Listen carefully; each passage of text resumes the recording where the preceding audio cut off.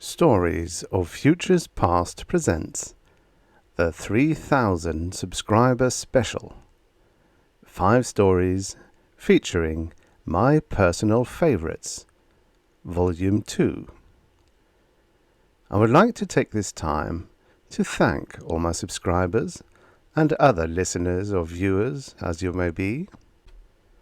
This channel wouldn't exist without you. And now, for some great stories. I hope you enjoy them as much as I do. Infiltration by Algis Budrys. Age of Anxiety by Robert Silverberg. A Bottle of Old Wine by Richard O. Lewis. What Shall It Profit by Poul and Asimov. Youth by Isaac Asimov. Infiltration by Algis Budrys. Originally published in Infinity, October 1958. Narrated by Trussel. 1. Sunset. They're coming for me tonight, he knew as he woke. Sunset. Not really. If he were to get dressed now and go out on the street, the red globe would still be hanging over the cliffs of New Jersey. But the shadow of the building next door had fallen over his apartment windows, and he sleepily pushed a cigarette between his numb lips and swung his feet over the side of the bed, fumbling with a match as he walked over to the small radio on the windowsill and turned it on. There was a double-header between the Giants and Cincinnati. The first game was probably in its last inning. Sunset. Odd how the conditioning worked. Was it conditioning? Or were the old wives' tales not so absurd after all? But he could go out in the sunlight. Had done it many times. His tan proved it. He touched silver and cold iron countless times each day, crossed running water, and he'd gone to church every Sunday until he was 12. No, there was a core of truth under the fantastically complex shell of nonsense, but the old limitations were not part of it. He shrugged. Neither were most of the powers. Still, he liked to sleep in the daytime.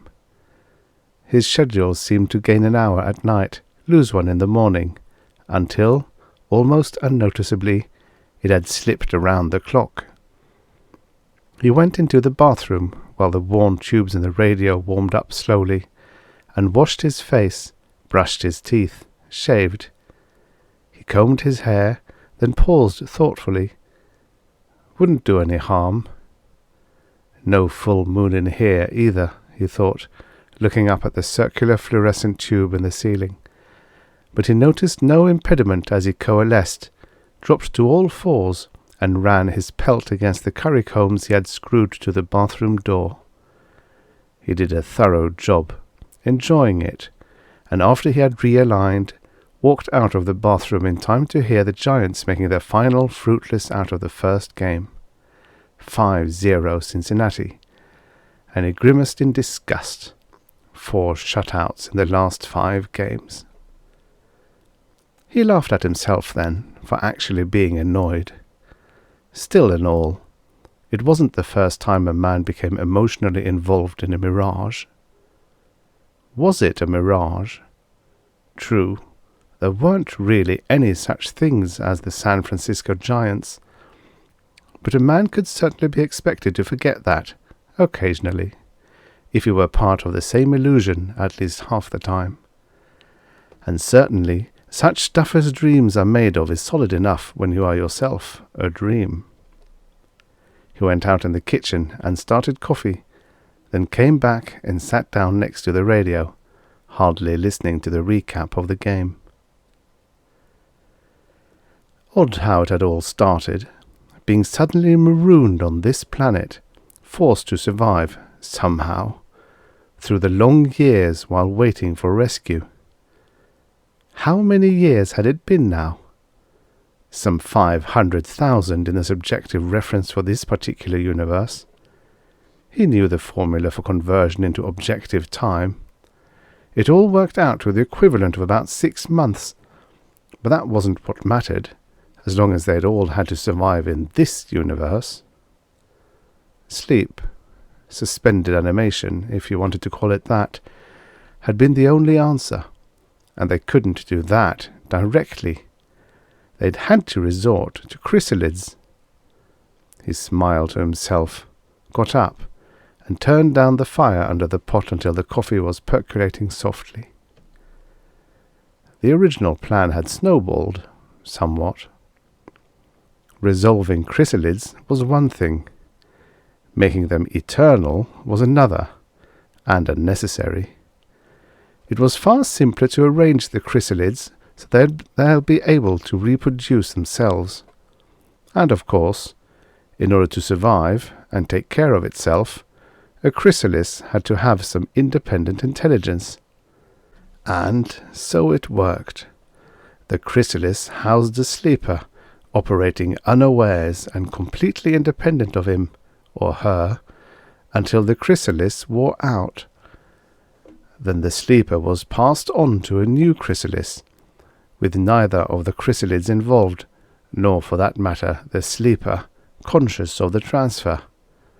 So it would continue, through the weary subjective years, generation upon generation of chrysalids, until finally the paramathematical path drifted back to touch this universe, and the sleepers could wake and continue their journey.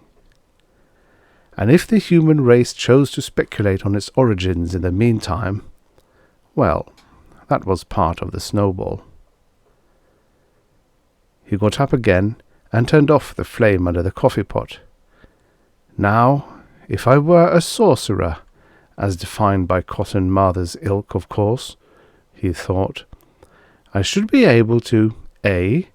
turn the fire off without getting up, or B. generate the flame without the use of Con Edison's gas, or C. if I had any self-respect at all, conjure hot coffee out of thin air. His lips twisted with nausea as he thought that 9 out of 10 people would expect him to be drinking blood as a matter of course. He sighed with some bitterness, but more of resignation. Well, that was just another part of the snowball. Because the chrysalids had done a magnificent job in all 3 of its subdivisions. They had kept the sleepers safe, and reproduced, and used their intelligence to survive. They had survived, in spite of pestilence, famine, and flood, by learning enough to wipe out the first 2 and control the third. It would seem that progress was not a special quality to be specially desired. Most of the chrysalids were consumed by a fierce longing for the good old days, as a matter of fact. It was merely the inescapable accretion to sheer survival. And so came civilization. With civilization, recreation. In short, the San Francisco Giants, and... He reached over, suddenly irritated at the raspy-voiced and slightly frantic recapitulation of the lost ball game, and changed the station. And Beethoven. He relaxed, smiling slightly at himself once again, and let the music sing to him. Chrysalids, eh? Well, they certainly weren't his kind of life, free to swing from star to star, riding the great flux of creation from universe to universe. But whence Beethoven? Whence Rembrandt, Da Vinci, and Will Shakespeare, hunched over a mug of ale and dashing off genius on demand, with half an eye on the serving wench? He shook his head. What would happen to this people when the sleepers woke? The snowball. Ah, yes, the snowball. That was a good part of it, and he and his kind were another. If we had known, he thought. If we had known, how would it be? But they hadn't known. It had been just a petty argument at first. Nobody knew now who had started it, but there were two well-defined sides now, and he was an insurgent for some reason. The winning side gives the names that stick. They were Watchers, an honourable name, a name to conjure up trust and duty and loyalty, and he was an insurgent. Well, let it stand. Accept the heritage of dishonour and hatred. Somewhere, sometime, a gauge was flung, and he was heir to the challenge. The chrysalids solved the problem of survival, of course, but the problem of rescue had remained. For rescue, in the sense of help from an outside agency, would be disastrous. When the path shifted back, they had to learn of it themselves and go on of their own accord, or go into slavery. For there is one currency that outlives document and token: personal obligation. And if they were so unlucky as to have an actual rescuer, the obligation would be high, prohibitively so. The solution had seemed simple at first. In each generation of chrysalids there would be one aware individual, one watcher, to keep guard, and to waken the rest should the path drift back in the lifetime of his chrysalis.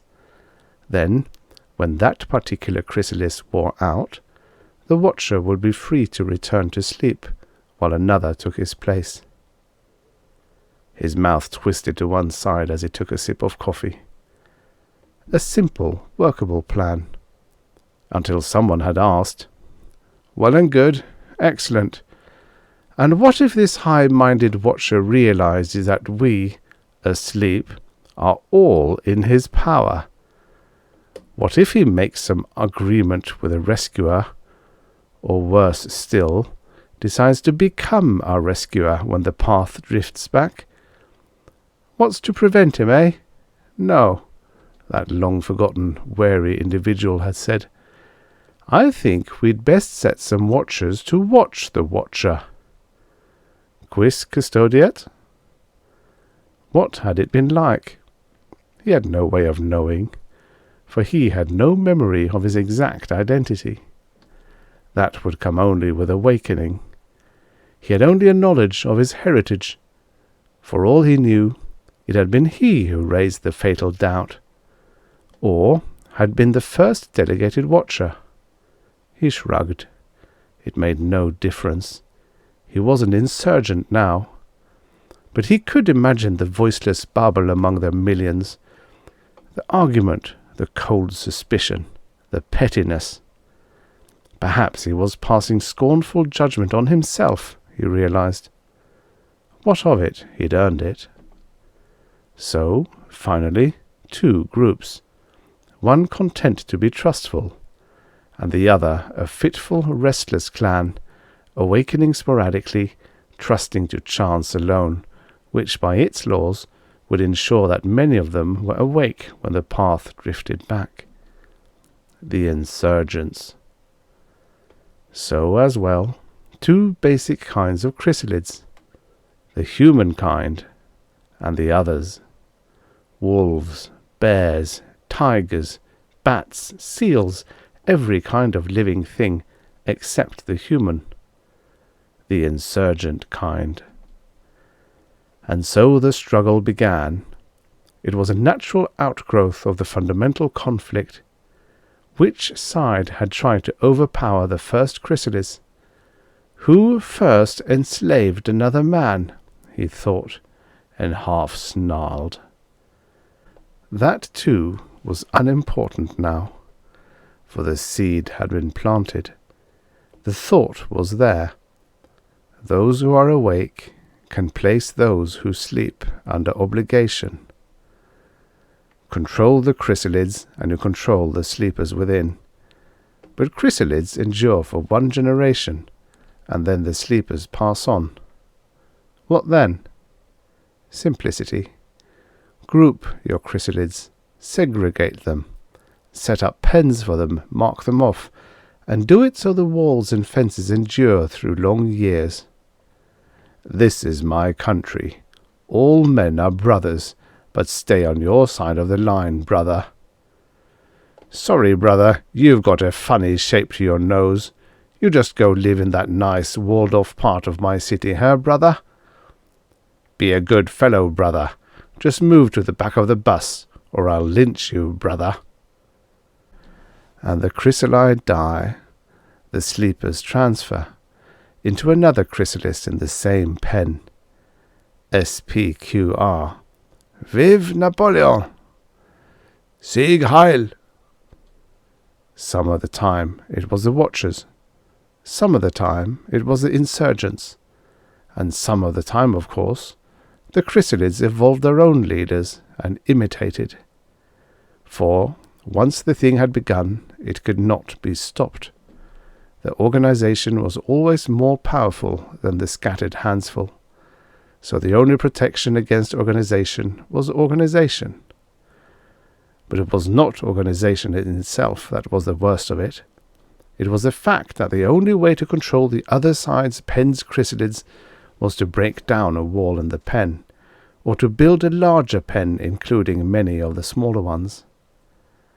And again, it was too late now to decide who had been at fault. Who first invented war? The way to survive war is to wage more decisive war. The chrysalids had to survive. They learned. They progressed by so doing. They progressed from bows to ballistas to bombs, from arbalests to aircraft to A-bombs, phosphorus, chlorine, HE, fragmentation, napalm, dust, and bacteriological warfare. Thermopylae, Cressy, the Battle of Britain, Korea, Indochina, Indonesia. And try to believe as you sit here, insurgent, that none of this is real, that it is all a phase, acted out by dolls of your own creation in a sham battle that is really only a bad dream in the unfamiliar bed of a lodging for the night. Chrysalids, they might be insurgent. He lashed himself.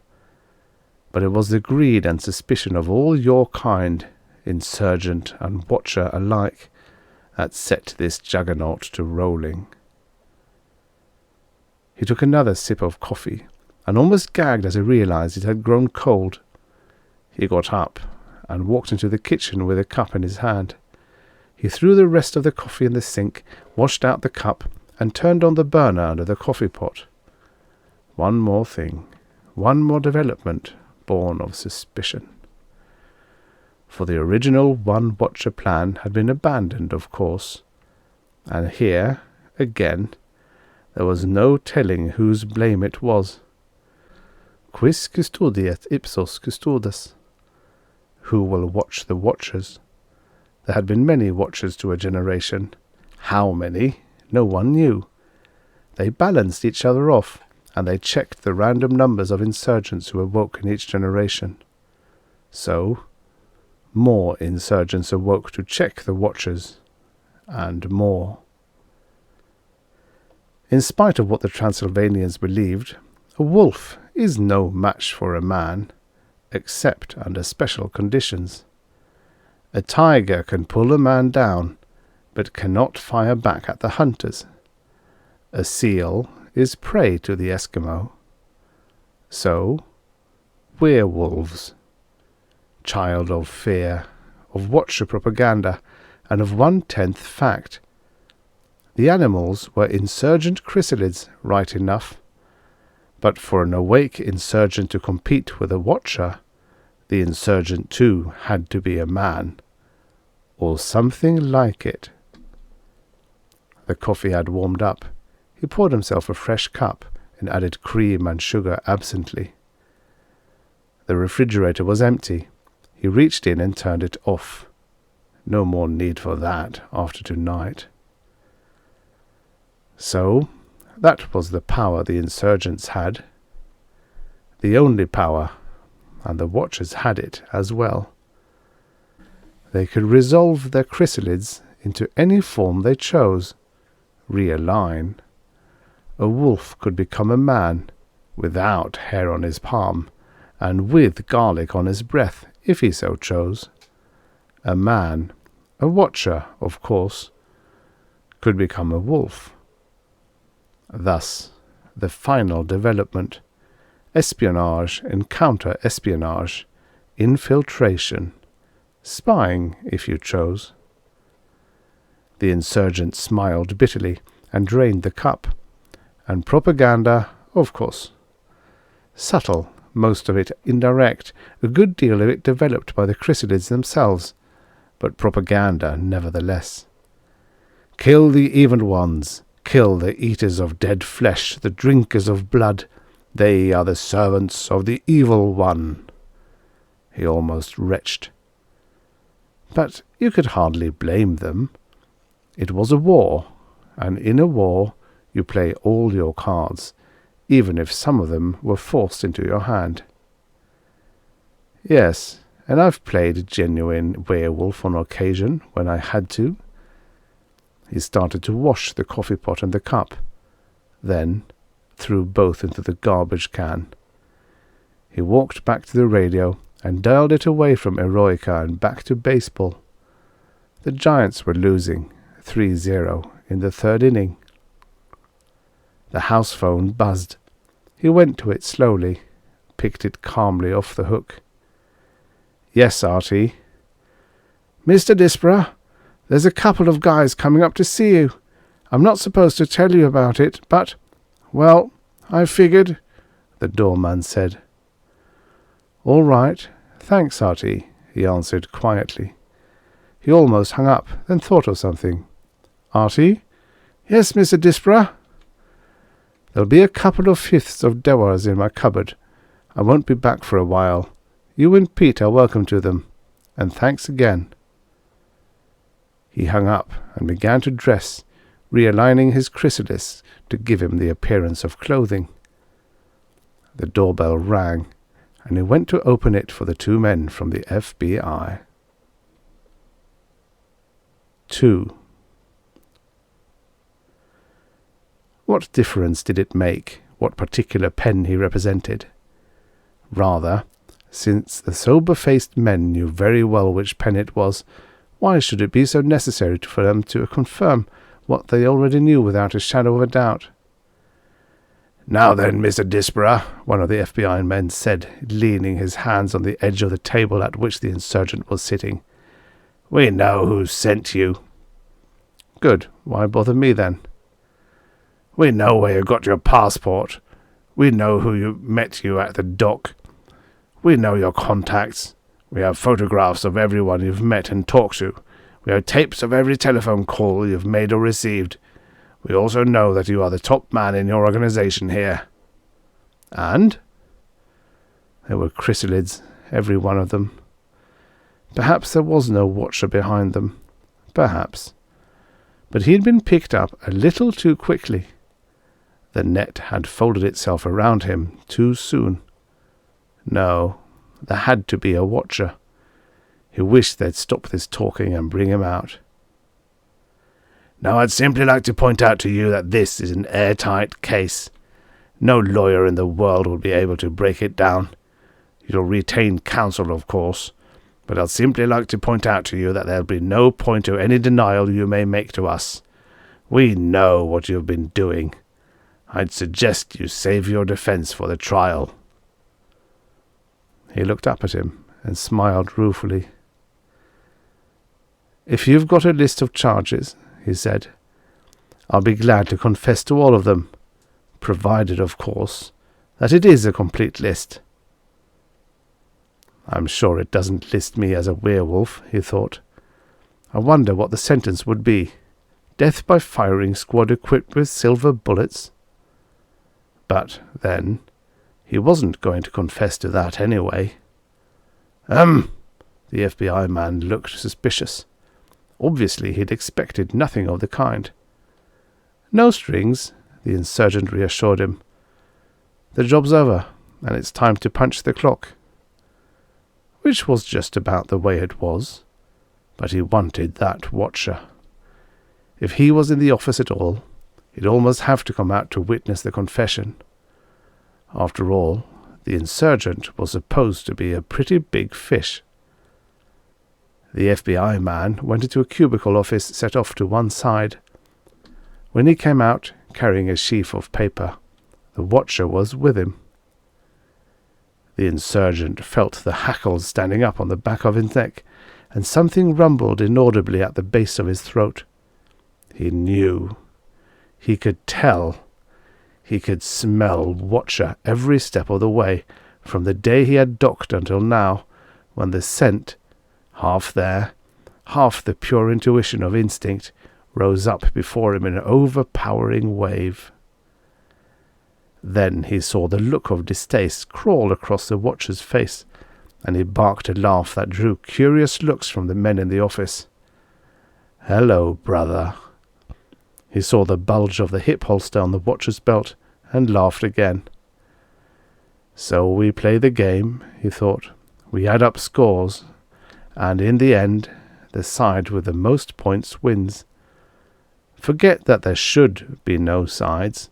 At every point, no matter for whom is scored, is a mark of shame and disgrace."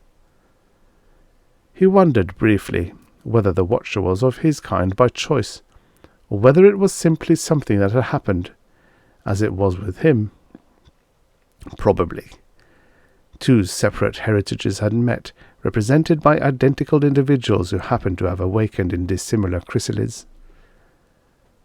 Will we remember? He wondered. When we awaken, will we remember this? How we battled, blinded in the shadows of our own casting? Or was there more mercy in creation than they themselves had shown to the chrysalids? He had 3 brothers among the sleepers.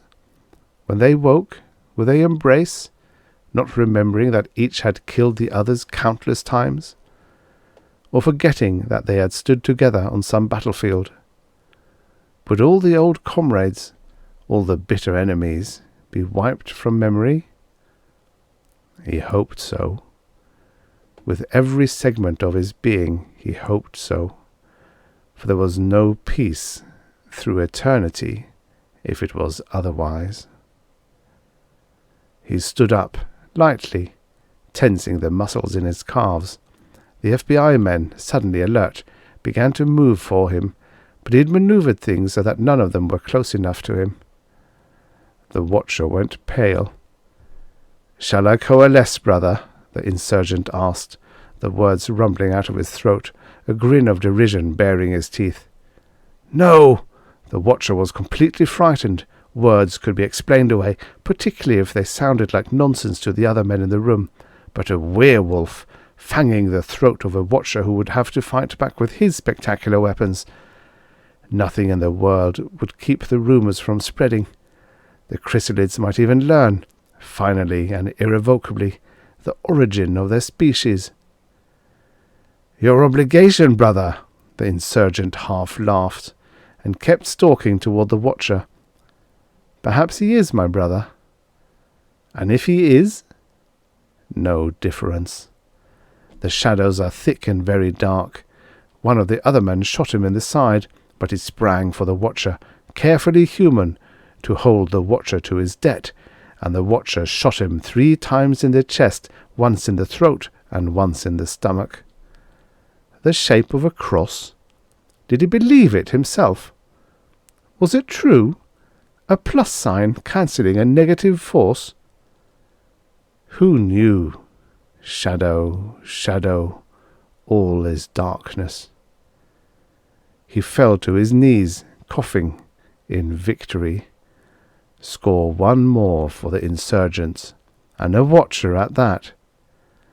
"Thank you, brother," the insurgent murmured, and fell into the long sleep with a grateful sigh. The end. Subscribe for your daily stories of futures past.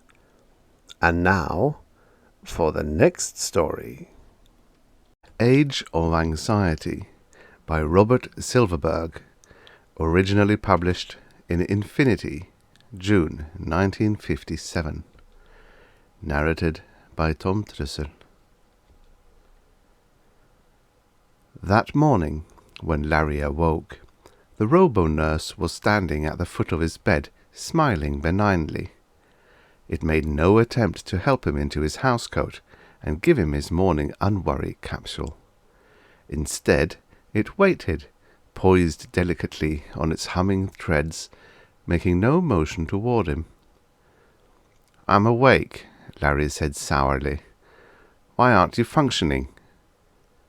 He paused, frowning slightly, and added, "And where's my capsule?" "This morning is different," said the robo-nurse. "This is your birthday, young man." It clicked twice, hissed, and rolled forward at last, holding Larry's capsule box in its grips. The box flew open as the robot approached Larry's bed, and the boy saw, within its gleaming interior, 3 capsules. One, the usual light blue, the other 2, a harsh green and a bright yellow, respectively. "What's this?" "Choose," the robo-nurse said inexorably. The trigger word echoed in the room for an instant. "Choose," the robot said again, and the repetition unlocked a chain of synapses, unleashed data hypnotically buried in Larry's mind years before, opened doors and brightened dark corridors. Choose. The terrifying word held promise of conflict, pain, anxiety. Larry's fingers quivered with terror for a moment. His hand hovered over the capsule box, wavered for a long second of indecision, while a glistening bead of sweat rolled down his smooth face. His hand grazed the light blue capsule, the capsule that could end the sudden nightmare forever. He fingered its glossy surface for a moment, then shook his head and touched the bright yellow one.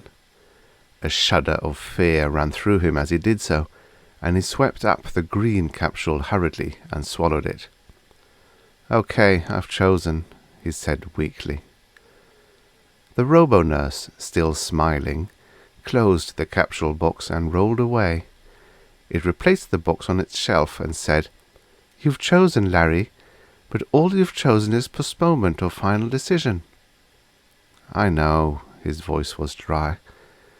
I'm not ready yet. But at least I took a step forward. I didn't take the unworry drug." "True enough," the robo-nurse said. "You can still go in either direction, back to the unworry of childhood, or on to the full anxiety of adult life." "Let me think," Larry said. "That's why I took the middle capsule, to think this out." "Yes, let him think." Larry glanced up and saw the stooped figure of his father at the door of the bedroom. The robo-nurse scuttled away hummingly, and Larry swung around in bed.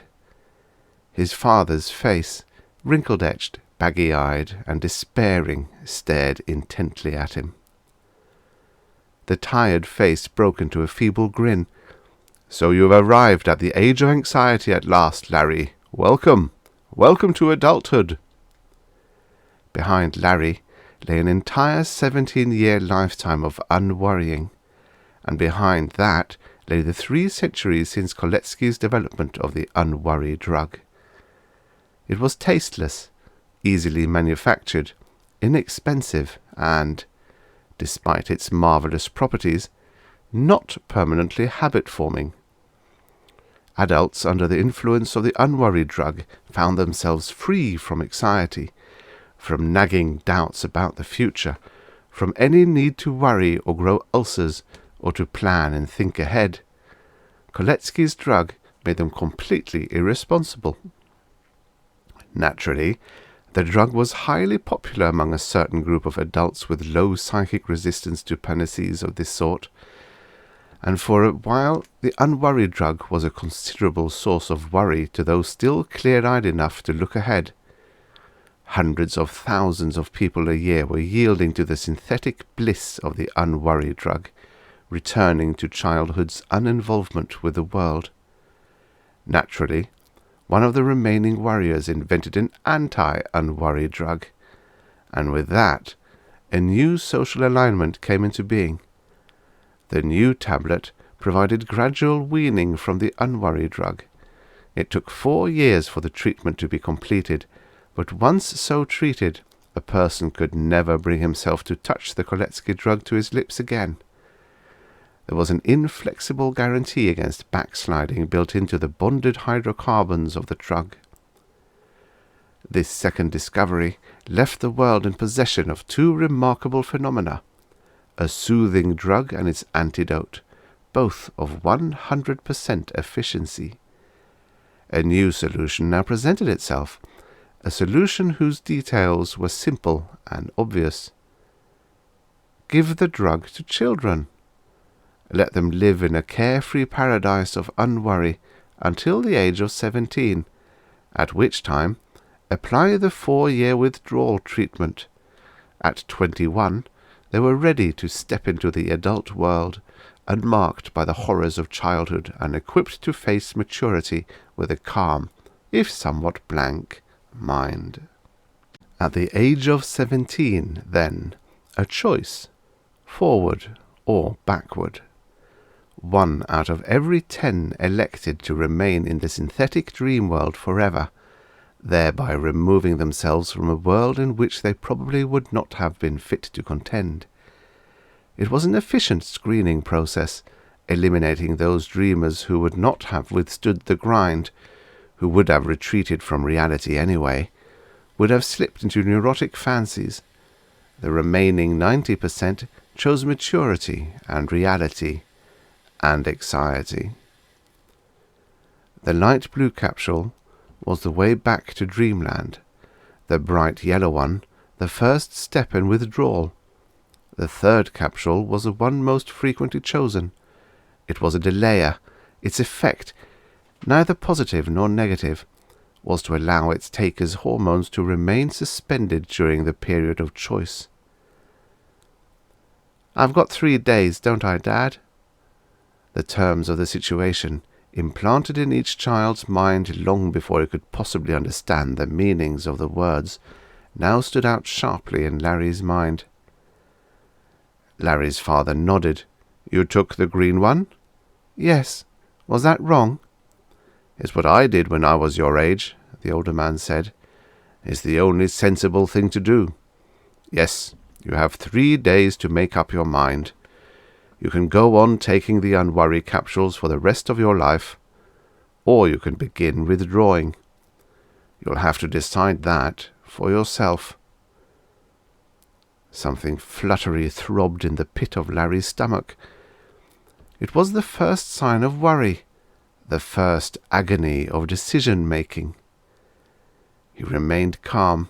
Despite his lifelong use of Koletsky's drug, its peculiar properties were such that he felt no need of it now. Yet, how did he choose? In 3 days, how? Uneasily, he wiggled his feet against the cool, yielding surface of the floor for a moment, left the bed, crossed the room, threw open the door. Across the hall the robo-nurse was ministering to his younger brother.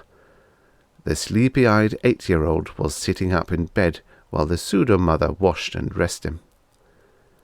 Larry smiled. His brother's face was calm, relaxed, confident-looking. "The lucky devil," he said out loud. "He's got 9 years of happiness left." "You can have the rest of your lifetime, son." Larry turned. His father's voice was flat, without any hint of emotion or any trace of value judgment. "I know," Larry said, "one way or the other." Later that first day, he dressed and left the house. He crossed the pedestrian walk that led from his block to the next, feeling curiously impermanent in his between-status.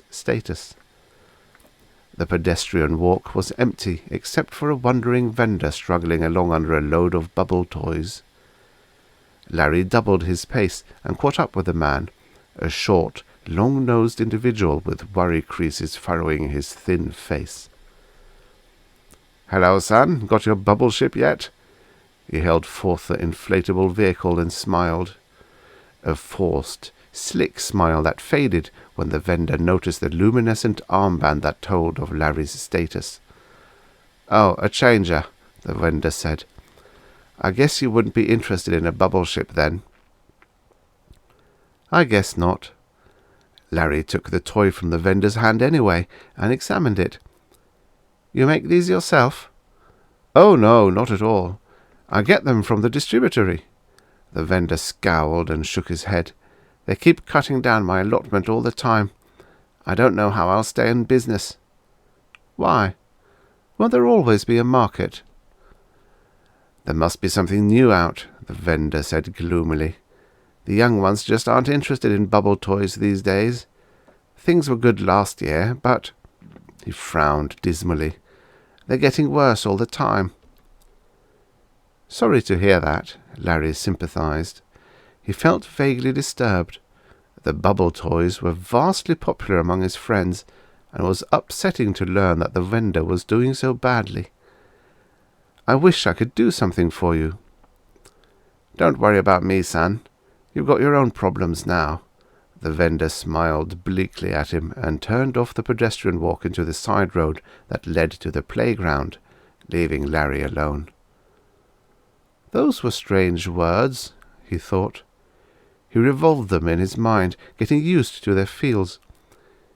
"You've got your own problems." He looked around at the neat, clean suburb with its attractive little 10-story units and carefully spaced splotches of green garden, and shook his head. Problems. To be or not to be. It was a line from an old play he had found taped in his father's library. The play had made no sense to him at the time, but now it troubled him. He made a mental note to ask his father about it some time in the next 2 days, and walked on. He wanted to see as much as he could of the adult world before it was time to decide which he preferred. The city was a maze of connected buildings, redoubled avenues, tangled byways, and confusing signs. Larry stood in the heart of the business district, watching the grown-ups zoom past him, each walking alone, face set determinedly as he pursued some private mission. "Move along, boy," someone said roughly. Larry glanced around, saw a man in uniform scowling at him. The scowl softened into something like pity as the man noticed the badge of Larry's status. Hastily, Larry walked on, moving deeper into the web of the city. He had never been here before. The city was some place where fathers went during the day, during the pleasant hours of school and playground, and from which fathers came, grimy and irritable, in the evening. Larry had never considered going to the city before. Now it was necessary. He had no particular destination in mind, but after 17 years in the unworrying world, he would simply have to investigate the world of anxiety before making up his mind. A car buzzed by suddenly, and he leapt to one side. Out here in the city, cars ran right next to the pedestrian walks, not on flying skyways above them. Larry hugged the side of a building for a moment, recovering his calm. Calm. Stay calm. Make a cool, objective appraisal. But how? 9 out of 10 people picked this world. Larry ran his fingers over the rough brick of the building and felt the tension beginning to curdle his stomach. 9 out of 10. Am I the 10th? Am I going to decide to go back to a lifetime of unworry? It seemed so. This dirty, hypertense, overcrowded place seemed boundlessly undesirable. The choice was obvious. But still. He shook his head. After a moment of complete unthought, he let go of the side of the building and took a few hesitant steps forward. He was really frightened now. Suddenly he wanted to be home, wanted to know again the smooth placidity of an unworried day. He started to walk faster, then to run. After half a block he stopped suddenly. Where am I running? He didn't know. He felt trapped, hemmed in, overwhelmed by despair. So this is the city? Sorry, I don't care for it. You're all alone, aren't you? Said a sudden voice from behind him. It's not wise on your first day off the drug. Larry turned. The man behind him was tall and narrow-shouldered, with the pinched, baggy face of a grown-up and a wide, sly smile. Yes, I'm all alone, he said. I thought so. I can tell a changer when I see one, even without the armband. Larry glanced down at his arm quickly, and saw that the identifying armband was gone.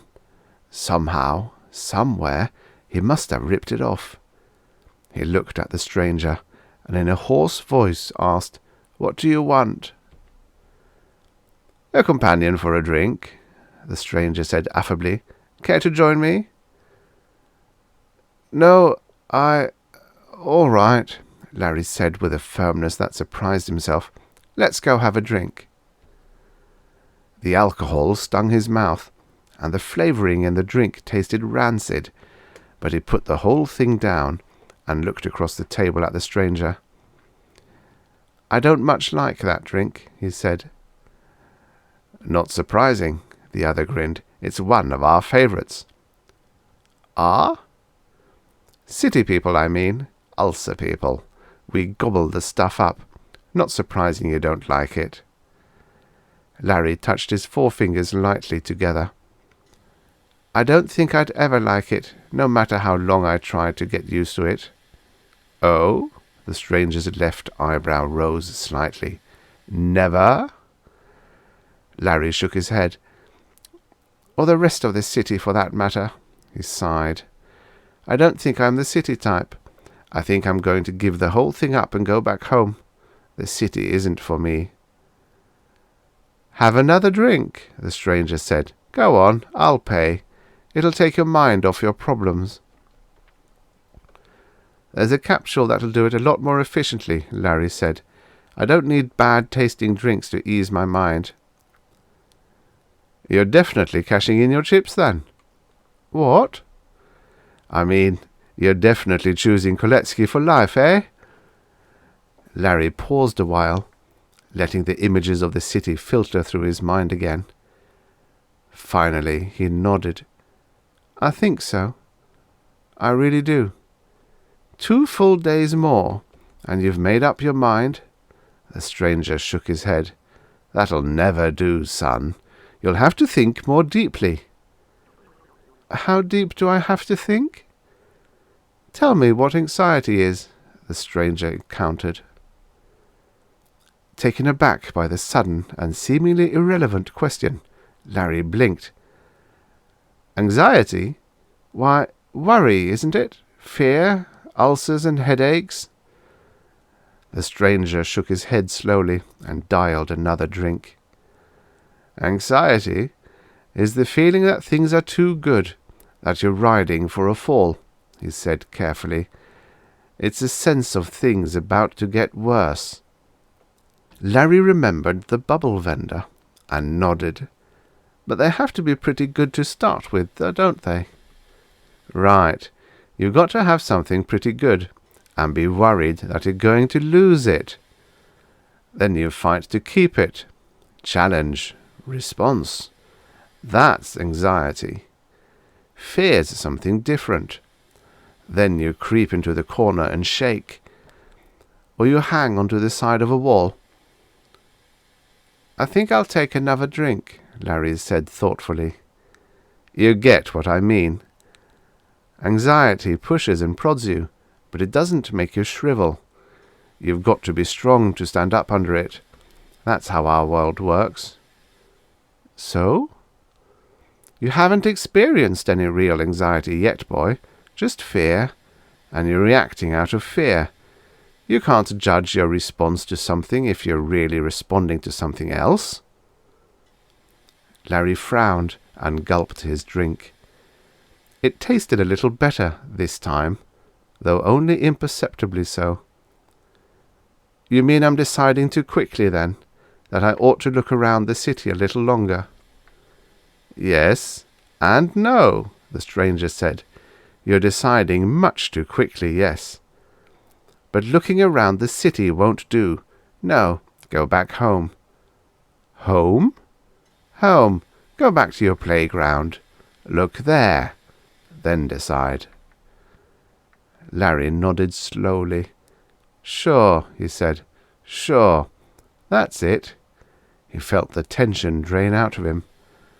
I think I'll have one more drink before I go. The playground was crowded on the second day of Larry's 3-day period. Small children played happily near the shimmering wading pond. Older ones gathered for games in the playing field farther on, and far in the distance a group of permanent unworriers sat complacently in the sun, neither thinking nor moving. Humming robo-nurses threaded here and there through the playground, seeing to it that no one got into any trouble. They were necessary, of course, because the unworried children would have no fear of leaping from a tree head first or walking into the path of a speeding baseball. Larry stood at the edge of the playground, leaning against the confining fence, watching. His friends were there, the boys he had played with only 2 days before, still happily occupied with their games and their bubble toys. Walking carefully, in order not to be seen, he skirted the side of the playing area and headed for the green fields where the permanents were. There were about 100 of them, of all ages. Larry recognized a former playmate of his, a boy of about 19 now, and there were older men too, some well along in the middle age. They sat quietly, unmoving, most of them, smiling pleasantly. Larry entered the field and walked to the nearest bench. Mind if I join you? The man on the bench grinned. Not at all. Sit down, friend. Larry sat. You're a permanent, aren't you? He asked suddenly. A shadow seemed to cross the man's face. Yes, he said slowly. Yes, I'm a permanent. Who are you? I'm changing, Larry said. Oh. The permanent studied him idly for a moment or two, then leaned back and closed his eyes. It's nice here, he said. The sun's warm. Larry frowned. What do you do when it rains? We go indoors, the permanent said. Look, I think it's starting to rain now. Larry pointed at the bright, cloudless sky. There'll be a terrible thunderstorm any minute. The robo-nurses should be here then. Yes, Larry said. Where are they? Why aren't they here? They'll be here, the permanent said blandly. I don't think so. I don't think they're coming. They're going to let you get wet. The permanent shrugged. They wouldn't do that, he said. Of course not, a new voice said. Larry glanced up, startled. The copper alloy face of a robo-nurse looked down at him. He goggled confusedly. The robo-nurse's grips seized his shoulders gently. You'll have to leave here, boy. We can't have you disturbing these people. Larry stood up. All right, he said. I'll go. He had seen all he needed to see. The stranger in the city had been right, Larry thought, as he made his way back to his home. The place to look had been in the playground. He had seen something even more frightening than the city. His father was waiting for him as he entered. Well? Larry sat down heavily in a pneumo-chair and knit his hands together. I've seen the playground, he said. Yesterday the city. Today the playground. What's left to see? You've seen it all, son. Larry studied his father's pale, harried face for a moment. I thought the city was pretty horrible. I decided yesterday I'd become a permanent. I know. Your watcher told me. Watcher? You know, the man who took you in for drinks. You don't think I'd let you go into the city alone, do you? Larry smiled. I thought it was too neat, the way he met me and sent me back. But... He looked up helplessly at his father. Today I saw the playground, Dad, and I don't know what to do. His voice trailed off indistinctly. What's the trouble, son? Tomorrow I have to make my choice. Well, the playground seems to be out. They turn into vegetables there. But am I ready for the city? I don't understand, Larry. I was sickened by the place. He leaned forward and said, Dad, why are children raised on the unworried drug? We try to spare you, his father said. 17 years of tranquility. It's good, isn't it? Not when it ends. It's the worst possible preparation for a life in your world, Dad. I'm not ready for it, and I never will be. My childhood hasn't taught me how to worry. Suddenly his father began to chuckle, first deep in his stomach, then high up in his throat, a ratchety, rasping laugh. What's the matter? Larry asked angrily. What's so funny? You say you don't know how to worry. Why, you're practically an expert at it. What do you mean by that? Suppose you tell me what you've been thinking of the past 2 days. Everything. Larry stood up, walked to the door. The robo-nurse was waiting in the next room, patient, unmoving. After a moment he turned to his father. Well, I've been thinking that I don't like this city, that I'm afraid I wasn't properly prepared for it, that I think raising me on the unworried drug robbed me of any chance I'd have to learn to stand the strains of city life, that even so I don't like the playground either, and I'm caught between. He checked each item off his fingers. That's enough, Larry. You've analyzed it nicely. Slowly, the truth opened out before him, and an embarrassed grin widened on his face. Resistance to strain could be acquired overnight by 9 out of 10. 9 out of 10 didn't need a long, grueling childhood to prepare them for adulthood. The 10th would never grow up anyway. I've been worrying, he said. I'm the worrying kind. I've been worrying since yesterday, and I didn't even know it. His father nodded. Larry took the capsule box from its shelf, opened it, stared at the 3 different kinds of capsule inside. There never really was any choice after all, was there? No. Your choice was made yesterday morning. If you didn't have the stuff for city life, you'd have grabbed for the unworry capsule the second you saw it. But you didn't. You stopped to make a decision, and won your citizenship right then and there. You proved it to us, and by fighting with yourself over the decision you thought you still had to make, you proved it to yourself. Larry's smile spread. Sure, the ability to worry is the measure of successful city life, he said, and I'm a regular worrywart already. The excitement of the past 2 days still thumped in his stomach, and it was only the beginning. I belong here. Why, it won't be long before I get my first ulcer.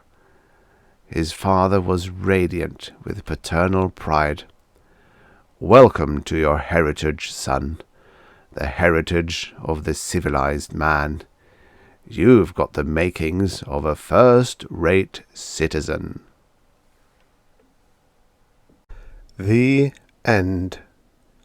Subscribe for your daily stories of futures past. And now, for the next story.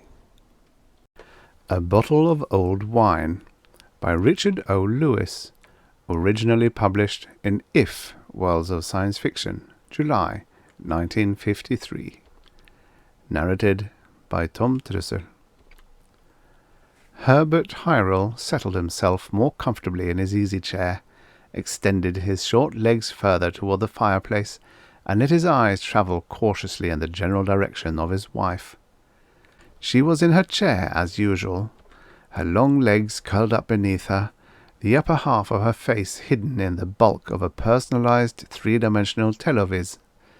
The televis, of a stereoscopic nature, seemingly brought the performers with all their tinsel and colour directly into the room of the watcher. Hyrule had no way of seeing into the plastic affair she wore, but he guessed from the expression on the lower half of her face that she was watching one of the newer black-marked sex operas. In any event, there would be no sound, movement, or sign of life from her for the next 3 hours. To break the thread of the play for even a moment would ruin all the previous emotional build-up. There had been a time when he hated her for those long and silent evenings, lonely hours during which he was completely ignored. It was different now, however, for those hours furnished him with time for an escape of his own. His lips curled into a tight smile, and his right hand fondled the unobtrusive switch beneath his trouser leg. He did not press the switch. He would wait a few minutes longer. But it was comforting to know that it was there, exhilarating to know that he could escape for a few hours by a mere flick of his finger.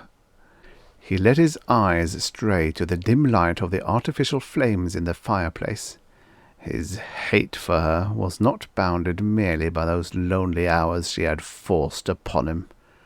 No, it was far more encompassing. He hated her with a deep, burning savagery that was deadly in its passion. He hated her for her money, the money she kept securely from him. He hated her for the paltry allowance she doled out to him, as if he were an irresponsible child.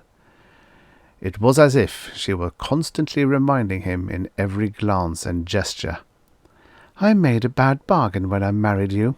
You wanted me, my money, everything, and had nothing to give in return except your own doltish self. You set a trap for me, baited with lies and a false front. Now you are caught in your own trap, and will remain there like a mouse to eat from my hand whatever crumbs I stoop to give you." But some day his hate would be appeased. Yes, some day soon he would kill her. He shot a sideway glance at her, wondering if by chance she suspected. She hadn't moved. Her lips were pouted into a half-smile. The sex opera had probably reached one of its more pleasurable moments. Hyrule let his eyes shift back to the fireplace again. Yes, he would kill her. Then he would claim a rightful share of her money, be rid of her debasing dominance. He let the thought run around through his head, savouring it with mental taste buds. He would not kill her tonight. No, nor the next night. He would wait until he had sucked the last measure of pleasure from the thought. It was like having a bottle of rare old wine on a shelf where it could be viewed daily. It was like being able to pause again and again before the bottle, hold it up to the light, and say to it, "Some day, when my desire for you has reached the ultimate, I shall unstopper you quietly and sip you slowly to the last soul-satisfying drop." As long as the bottle remained there upon the shelf, it was symbolic of that pleasurable moment. He snapped out of his reverie and realized he had been wasting precious moments. There would be time enough tomorrow for gloating. Tonight there were other things to do, pleasurable things. He remembered the girl he had met the night before and smiled smugly. Perhaps she would be awaiting him even now. If not, there would be another one. He settled himself deeper into the chair, glanced once more at his wife, then let his head lean comfortably back against the chair's headrest. His hand upon his thigh felt the thin mesh that cloaked his body beneath his clothing like a sheer stocking. His fingers went again to the tiny switch. Again he hesitated. Herbert Hyrule knew no more about the teleporter suit he wore than he did about the radio in the corner, the TV set against the wall, or the personalized televis his wife was wearing. You pressed one of the buttons on the radio. Music came out. You pressed a button and clicked a dial on the TV. Music and pictures came out. You pressed a button and made an adjustment on the televis. Three-dimensional, emotion-colored pictures leaped into the room. You pressed a tiny switch on the teleporter suit. You were whisked away to a receiving set you had previously set up in secret. He knew that the music and the images of the performance on the TV and televis were brought to his room by some form of electrical impulse or wave, while the actual musicians and performers remained in the studio. He knew that when he pressed the switch on his thigh, something within him, his ectoplasm, higher self, the thing spirits use for materialization, whatever its real name, streamed out of him along an invisible channel, leaving his body behind in the chair in a conscious but dreamlike state. His other self materialized in a small cabin in a hidden nook between a highway and a river, where he had installed the receiving set a month ago. He thought once more of the girl who might be waiting for him, smiled, and pressed the switch. The dank air of the cabin was chill to Herbert Hyrule's naked flesh. He fumbled through the darkness for the clothing he kept there, found his shorts and trousers, got hurriedly into them, then flicked on a pocket lighter and ignited a stub of candle upon the table. By the wavering light, he finished dressing in the black satin clothing, the white shirt, the flowing necktie and tam. He invoiced the contents of his billfold. Not much, and his monthly pittance was still 2 weeks away. He had skimped for 6 months to salvage enough money from his allowance to make a down payment on the teleporter suit. Since then, his expenses, monthly payments for the suit, cabin rent, costly liquor, had forced him to place his nights of escape on strict ration. He could not go on this way, he realized. Not now. Not since he had met the girl. He had to have more money. Perhaps he could not afford the luxury of leaving the wine bottle longer upon the shelf. Riverside Club, where Hyrule arrived by bus and 100 yards of walking, was exclusive. It catered to a clientele that had but 3 things in common: money, a desire for utter self-abandonment, and a sales slip indicating ownership of a teleporter suit. The club was of necessity expensive, for self-teleportation was strictly illegal, and police protection came high. Herbert Hyrule adjusted his white silken mask carefully at the door, and shoved his sales slip through a small aperture where it was thoroughly scanned by unseen eyes. A buzzer sounded an instant later, the lock on the door clicked, and Hyrule pushed through into the exhilarating warmth of music and laughter. The main room was large. Hidden lights along the walls sent slow beams of red, blue, vermilion, green, yellow, and pink trailing across the domed ceiling in a heterogeneous pattern. The coloured beams mingled, diffused, spread, were caught up by mirrors of various tints which diffused and mingled the lights once more until the whole effect was an ever-changing panorama of softly melting shades. The gay and bizarre costumes of the masked revellers on the dance floor and at the tables, unearthly in themselves, were made even more so by the altering light. Music flooded the room from unseen sources. Laughter, hysterical, drunken, filled with utter abandonment, came from the dance floor, the tables, and the private booths and rooms hidden cleverly within the walls. Hyrule pushed himself to an unoccupied table, sat down, and ordered a bottle of cheap whiskey. He would have preferred champagne, but his depleted finances forbade the more discriminate taste. When his order arrived, he poured a glass tumbler half full and consumed it eagerly while his eyes scanned the room in search of the girl. He couldn't see her in the dim swirl of colour. Had she arrived? Perhaps she was wearing a different costume than she had the night before. If so, recognition might prove difficult. He poured himself another drink, promising himself he would go in search of her when the liquor began to take effect. A woman clad in the revealing garb of a Persian dancer threw an arm about him from behind and kissed him on the cheek through the veil which covered the lower part of her face. "Hi, honey," she giggled into his ears. "Having a time?" He reached for the white arm to pull her to him, but she eluded his grasp and reeled away into the waiting arms of a tall toreador. Hyrule gulped his whiskey and watched her nestle into the arms of her partner and begin with him a sinuous, suggestive dance. The whiskey had begun its warming effect, and he laughed.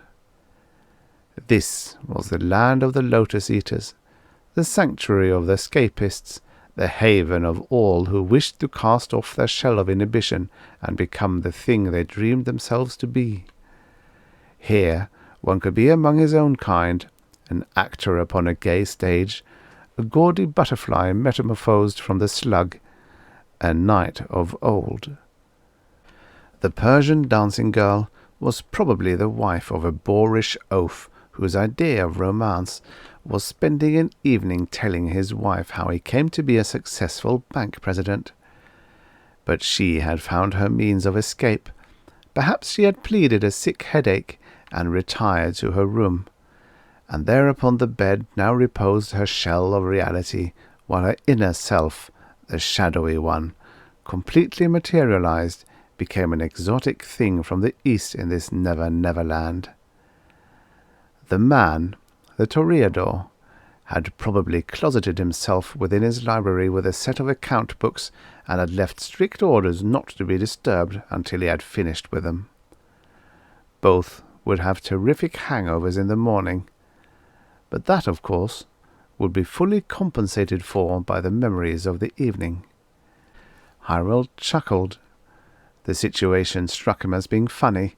The shadowy self got drunk and had a good time, and the outer husk suffered the hangover in the morning.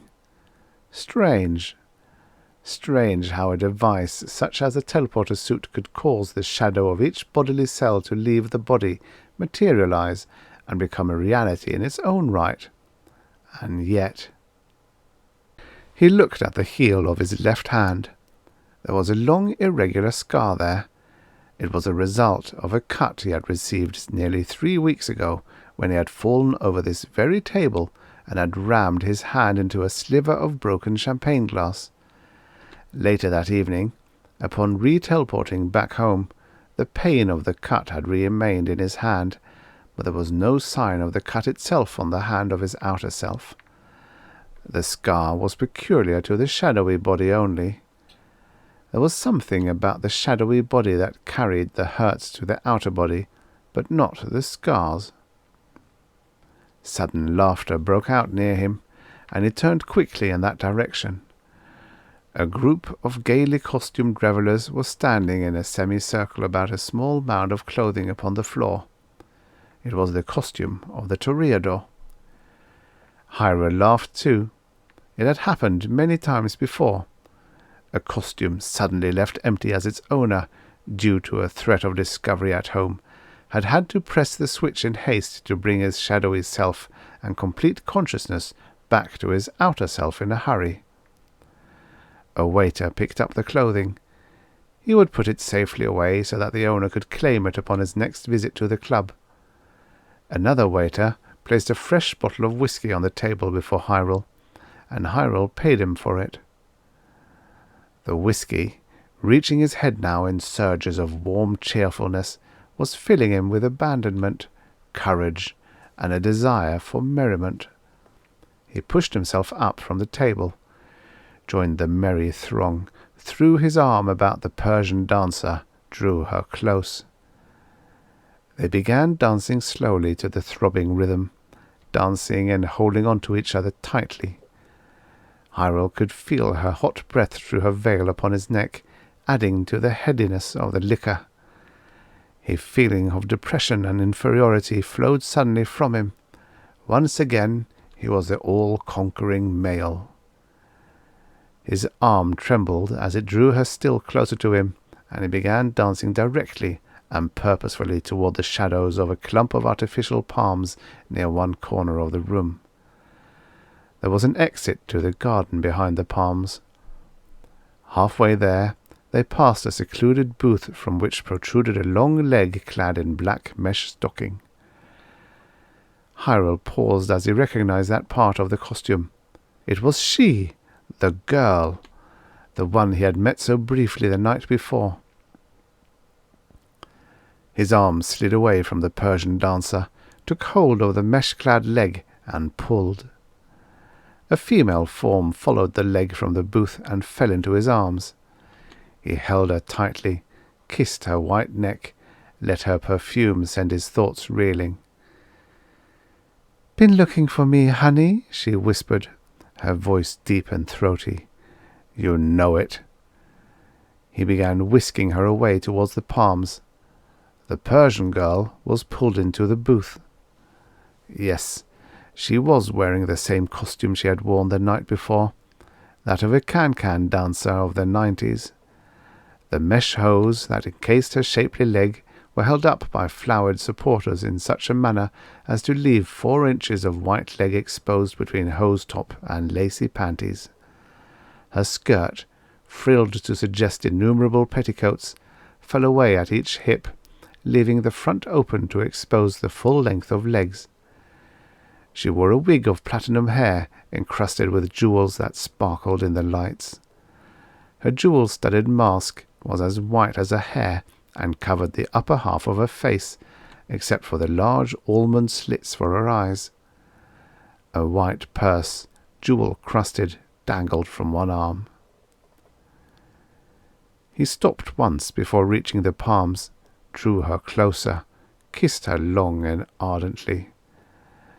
Then he began pulling her on again. She drew back when they reached the shelter of the fronds. "Champagne first," she whispered huskily into his ear. His heart sank. He had very little money left, while it might buy a cheap brand. She sipped her champagne slowly and provocatively across the table from him. Her eyes sparkled behind the almond slits of her mask, caught the colour changes and cast them back. She was wearing contact lenses of a garish green. He wished she would hurry with her drink. He had horrible visions of his wife at home taking off her televis and coming to his chair. He would then have to press the switch that would jerk his shadowy self back along its invisible connecting cord, jerk him back, and leave but a small mound of clothes upon the chair at the table. Deep depression laid hold of him. He would not be able to see her after tonight until he received his monthly dole 2 weeks hence. She wouldn't wait that long. Someone else would have her. Unless... Yes. He knew now that he was going to kill his wife as soon as the opportunity presented itself. It would be a simple matter. With the aid of the teleporter suit, he could establish an ironclad alibi. He took a long drink of whisky and looked at the dancers about him. Sight of their gay costumes heightened his depression. He was wearing a cheap suit of satin, all he could afford. But some day soon he would show them. Sometime soon he would be dressed as gaily. "Something troubling you, honey?" His gaze shot back to her, and she blurred slightly before his eyes. "No, nothing at all." He summoned a sickly smile and clutched her hand in his. "Come on, let's dance." He drew her from the chair and into his arms. She melted toward him as if desiring to become a part of him. A tremor of excitement surged through him and threatened to turn his knees into quivering jelly. He could not make his feet conform to the flooding rhythm of the music. He half stumbled, half pushed her along past the booths. In the shelter of the palms he drew her savagely to him. Let's go outside." His voice was little more than a croak. "But, honey," she pushed herself away, her low voice maddening him. "Don't you have a private room? A girl doesn't like to be taken outside." Her words bit into his brain like the blade of a hot knife. No, he didn't have a private room at the club like the others. A private room for his teleporter receiver. A private room where he could take a willing guest. No, he couldn't afford it. No, no, no!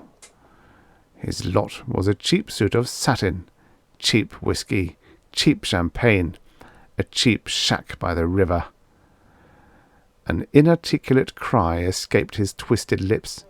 He clutched her roughly to him and dragged her through the door and into the moonlight, whiskey and anger lending him brutal strength. He pulled her through the deserted garden. All the others had private rooms. He pulled her to the far end, behind a clump of squatty firs. His hands clawed at her. He tried to smother her mouth with kisses. She eluded him deftly. "But, honey!" Her voice had gone deeper into her throat. "I just want to be sure about things. If you can't afford one of the private rooms, if you can't afford to show me a good time, if you can't come here real often." The whiskey pounded and throbbed at his brain like blows from an unseen club. His ego curled and twisted within him like a headless serpent. "I'll have money," he shouted, struggling to hold her. "I'll have plenty of money after tonight." "Then we'll wait," she said. "We'll wait until tomorrow night." "No," he screamed. "You don't believe me. You're like the others. You think I'm no good, but I'll show you. I'll show all of you." She had gone coldly rigid in his arms, unyielding. Madness added to the pounding in his brain. Tears welled into his eyes. "I'll show you. I'll kill her. Then I'll have money." The hands clutching her shoulders shook her drunkenly. "You wait here. I'll go home and kill her now. Then I'll be back." "Silly boy!" Her low laughter rang hollowly in his ears. "And just who is it you're going to kill?" "My wife!" he cried. "My wife! I'll—" A sudden sobering thought struck him. He was talking too much. And he wasn't making sense. He shouldn't be telling her this. Anyway, he couldn't get the money tonight even if he did kill his wife. "And so you're going to kill your wife?" He blinked the tears from his eyes. His chest was heaving, his heart pounding. He looked at her shimmering form. "Yes," he whispered. Her eyes glinted strangely in the light of the moon. Her handbag glinted as she opened it, and something she took from it glittered coldly in her hand. "Fool!"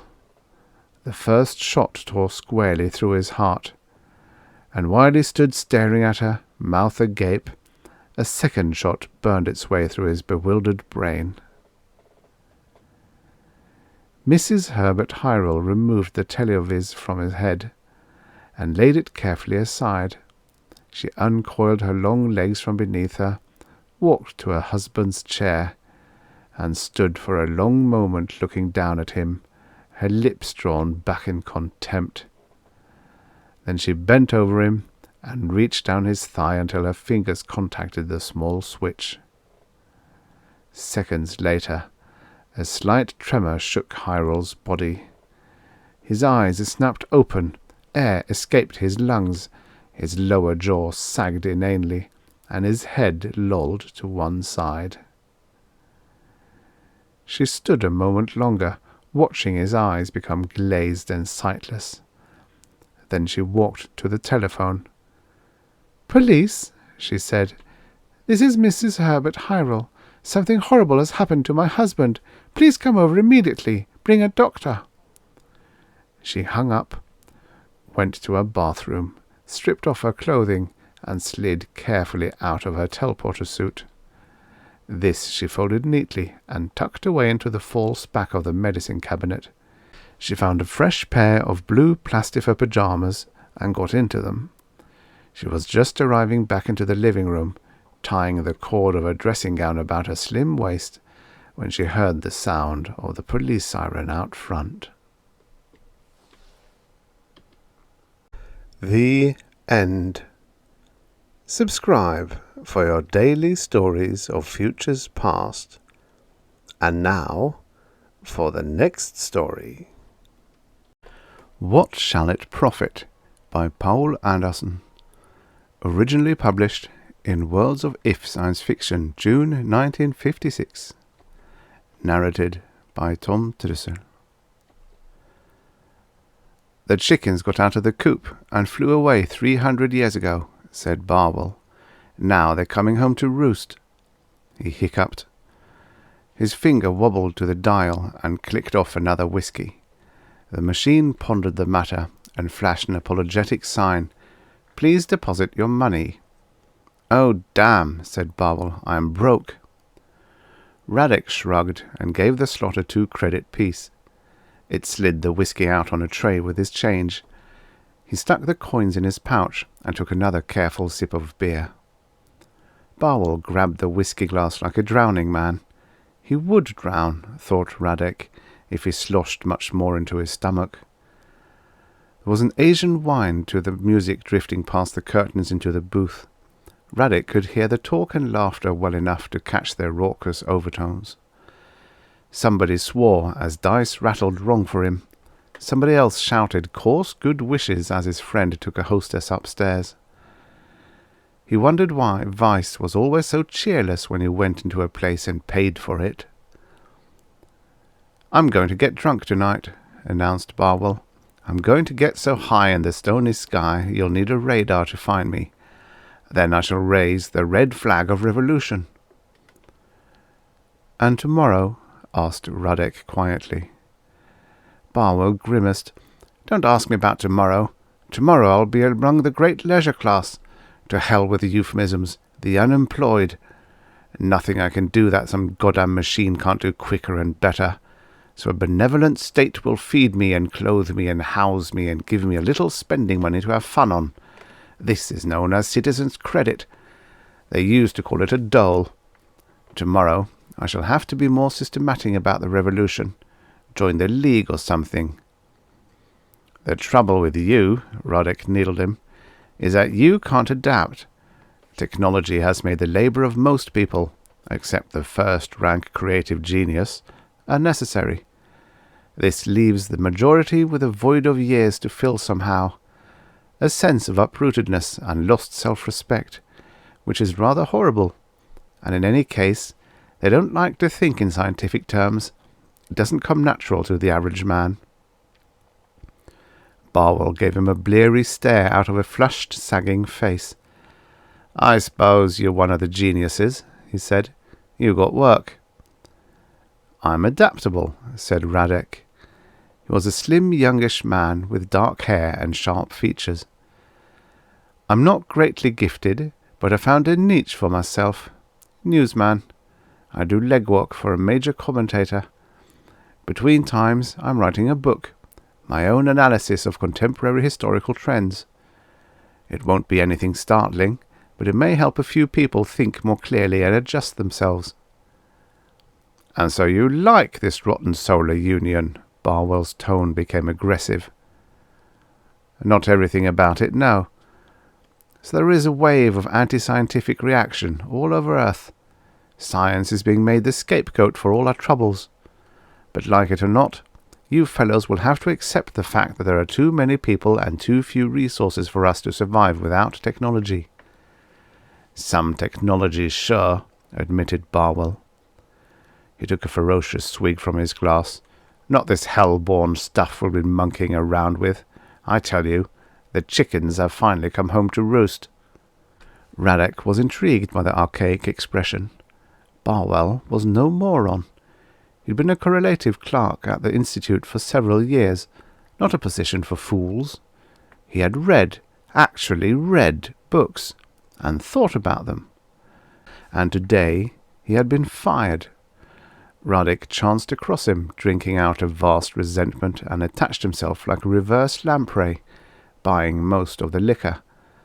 There might be a story in it somewhere. There might be a lead to what the Institute was doing. Radek was not anti-scientific, but neither did he make gods out of people with technical degrees. The Institute must be up to something unpleasant. Otherwise, why all the mystery? If the facts weren't uncovered in time, if whatever they were brewing came to a head, it could touch off the final convulsion of lynch law. Barwell leaned forward, his finger wagged. 300 years now. I think it's 300 years since X-rays came in. Damn scientists fooling around with X-rays, atomic energy, radioactives. Sure, safe levels, established tolerances. But what about the long-range effects? What about cumulative genetic effects? Those chickens are coming home at last. "No use blaming our ancestors," said Radek. "Be rather pointless to go dance on their graves, wouldn't it?" Barwell moved closer to Radek. His breath was powerful with whiskey. "But are they in those graves?" he whispered. "Huh?" "Look, been known for a long time, ever since the first atomic energy work. Heavy but non-lethal doses of radiation shorten lifespan. You grow old faster if you get a strong dose. Why do you think with all our medicines we're not 200-300 years old? Background's count's gone up, that's why. Radioactives in the air, in the sea, buried under the ground. Gamma rays, not entirely absorbed by shielding. Sure, they tell us their levels are still harmless. But it's more than the level in nature by a good big factor, 2 or 3. Radek sipped his beer. He'd been drinking slowly, and the beer had gotten warmer than he liked, but he needed a clear head. "That's common knowledge," he stated. "The lifespan hasn't been shortened any either." "Because of more medicines, more ways to help cells patch up radiation damage. All but worst radiation sickness been curable for a long time." Barwell waved his hand expansively. "They knew, even back then," he mumbled. "If radiation shortened lives, radiation sickness cures ought to prolong it, huh? Reasonable? Only the goddamn scientists. Population problem. Social stasis if everybody lived for centuries. Kept it secret. Easy to do. Change your name and face then. 20 years. Keep to yourself. Don't make friends among the short-lived. You might see 'em grow old and die. Might start feeling sorry for 'em. And that would never do, would it?" Coldness tingled along Radek's spine. He lifted his mug and pretended to drink. Over the rim his eyes stayed on Barwell. "That's why they fired me. I know. I got ears. I overheard things. I read notes not intended for me. They fired me. It's a wonder they didn't murder me." Barwell shuddered and peered at the curtains, as if trying to look through them. "Or d'you think, maybe—" "No," said Radek, "I don't. Let's stick to the facts. I take it you found mention of work on, shall we say, increasing the lifespan? Perhaps a mention of successes with rats and guinea pigs, right? So what's wrong with that? They wouldn't want to announce anything till they were sure, or the hysteria." Barwell smiled with an irritating air of omniscience. "More than that, friend. More than that. Lots more." "Well, what?" Barwell peered about him with exaggerated caution. "One thing I've found in files. Plans of whole buildings and grounds. Great big room. Lots of rooms. Way underground. Secret. Only the kitchen was making food and sending it down there. Human food. Food for people I never saw. People who never came up." Barwell buried his face in his hands. "Don't feel so good. Whirling." Radek eased his head to the table, out like a spent credit. The newsman left the booth and addressed a bouncer. "Chap in there has had it." "Uh-huh. Want to help me get him to your boat?" "No, I hardly know him." Bill exchanged hands. "Put him in your doss room to sleep it off, and give him breakfast with my compliments. I'm going out for some fresh air." The wreck house stood on a Minnesota bluff, overlooking the Mississippi River. Beyond its racket and multicolored glare, there was darkness and wooded silence. Here and there the lights of a few isolated houses gleamed. The river slid by, talking, ruffled with moonlight. Luna was nearly full. Squinting into her cold, ashen face, Radek could just see the tiny spark of a city. Stars were strewn carelessly over heaven. He recognized the ember that was Mars. Perhaps he ought to emigrate. Mars, Venus, even Luna. There was more hope on them than Earth ever had. No mechanical packaged cheer. People had work to do, and in their spare time made their own pleasures. No civilization cracking at the seams because it could not assimilate the technology it must have. Out in space, men knew very well that science had carried them to their homes and made those homes fit to dwell on. Radek strolled across the parking lot and found his airboat. He paused by its iridescent teardrop to start a cigarette. Suppose the Institute of Human Biology was more than it claimed to be, more than a set of homes and laboratories where congenial minds could live and do research. It published discoveries of value. But how much did it not publish? Its personnel kept pretty aloof from the rest of the world, not unnatural in this day of growing estrangement between science and public. But did they have a deeper reason than that? Suppose they did keep immortals in those underground rooms. A scientist was not ordinarily a good political technician, but he might think he could be. He might react emotionally against a public beginning to throw stones at his house and consider taking the reins. For the people's own good, of course. A lot of misery had been caused the human race for its own alleged good.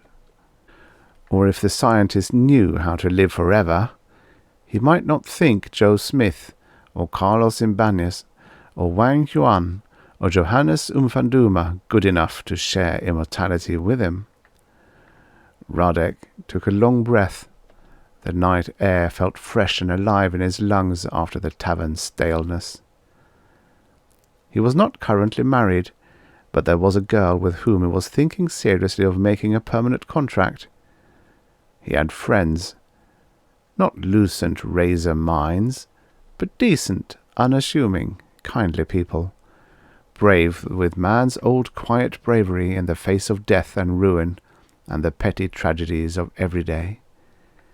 He liked beer and steaks, fishing and tennis, good music and a good book, and the exhilarating strain of his work. He liked to live.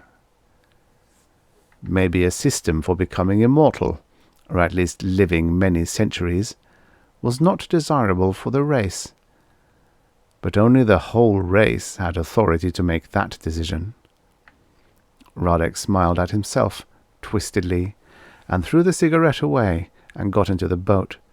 Its engine murmured, sucking cast power. The riding lights snapped on automatically, and he lifted into the sky. It was not much of a lead he had, but it was as good as he was ever likely to get. He set the autopilot for southwest Colorado and opened the jets wide. The night whistled darkly around his cabin. Against wan stars, he made out the lamps of other boats flitting across the world and somehow intensifying the loneliness. Work to do. He called the main office in Dallas Unit and taped a statement of what he knew and what he planned. Then he dialed the nearest library and asked the robot for information on the Institute of Human Biology. There wasn't a great deal of value to him. It had been in existence for about 250 years, more or less concurrently with the Psychotechnic Institute, and for quite a while affiliated with that organization. During the humanist troubles, when the psychotechs were booted out of government on Earth and their files ransacked, it had dissociated itself from them and carried on unobtrusively.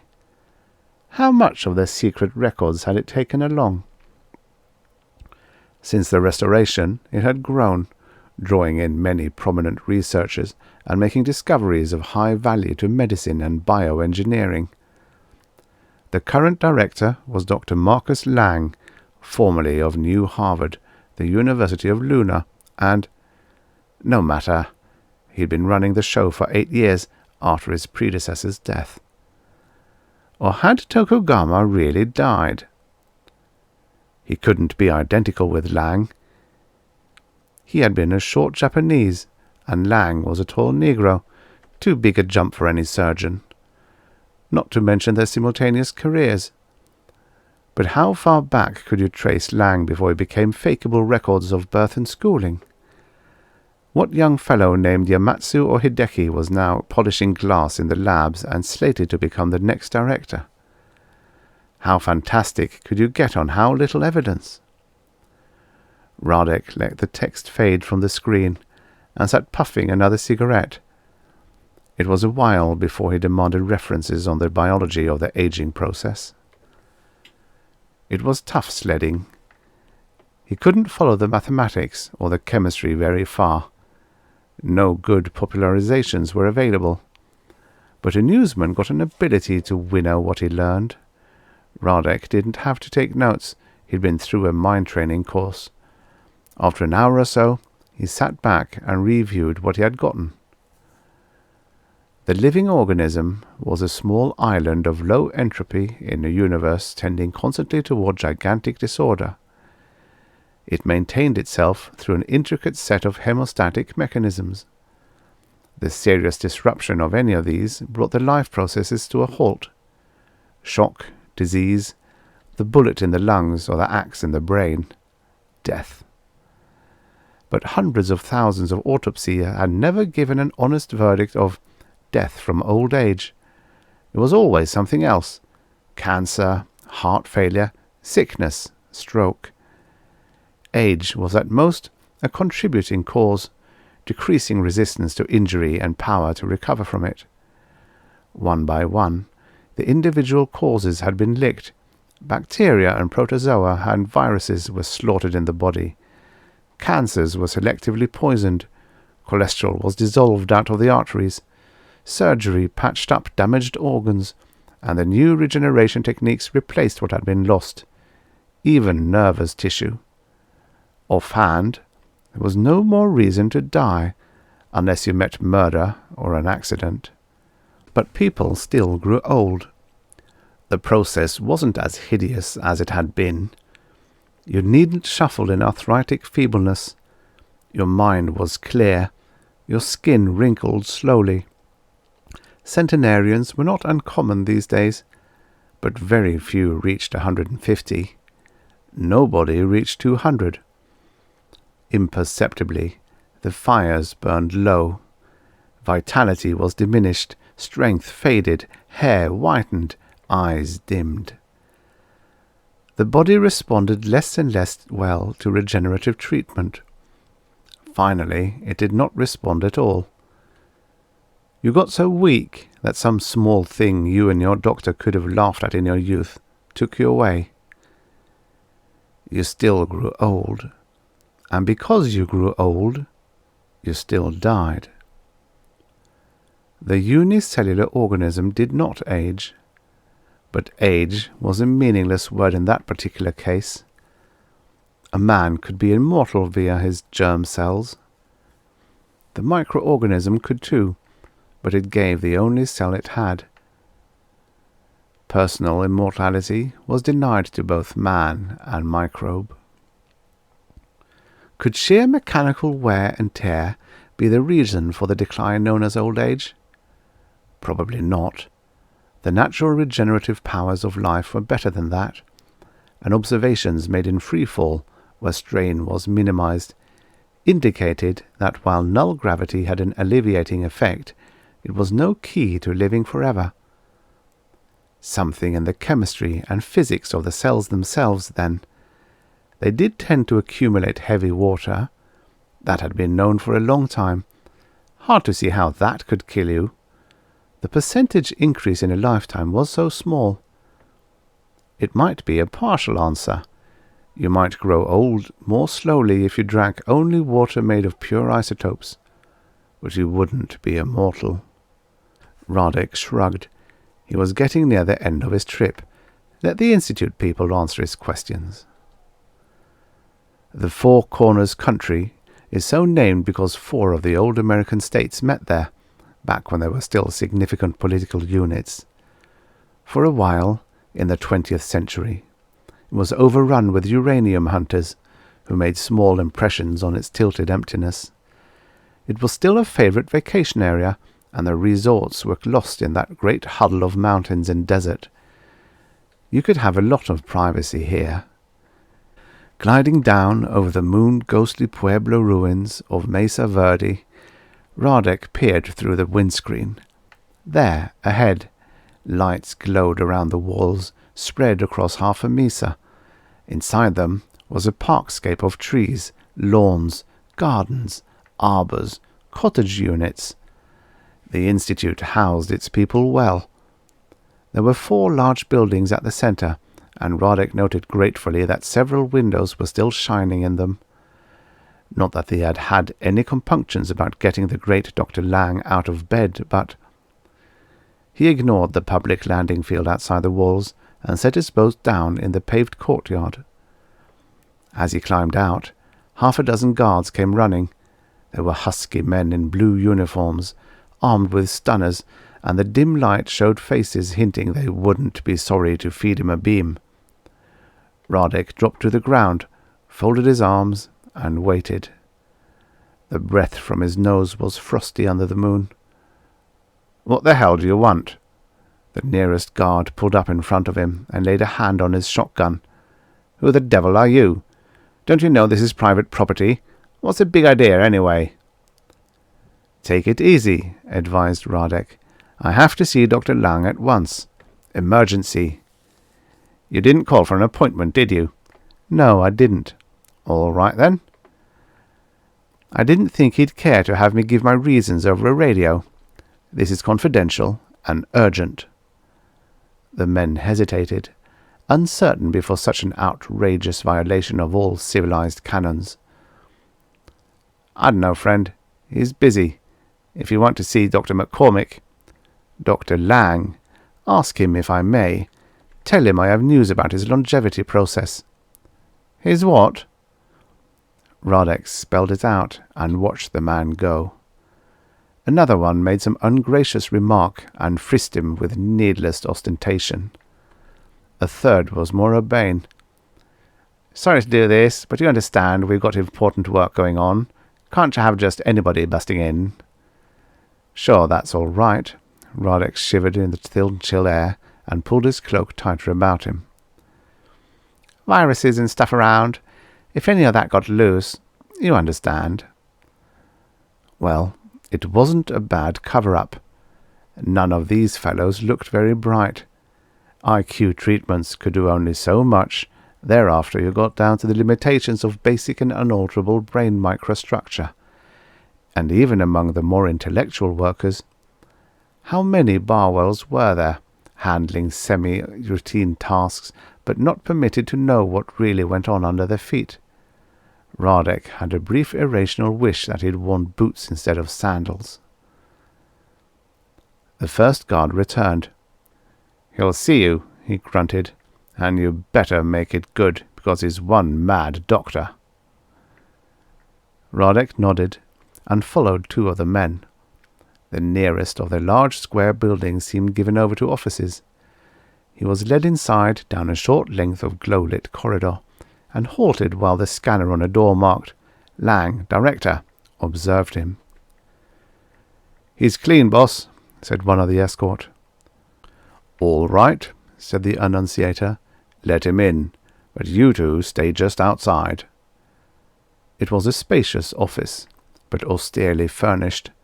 A telewindow reflected green larches and a sun-splattered waterfall somewhere on the other side of the planet.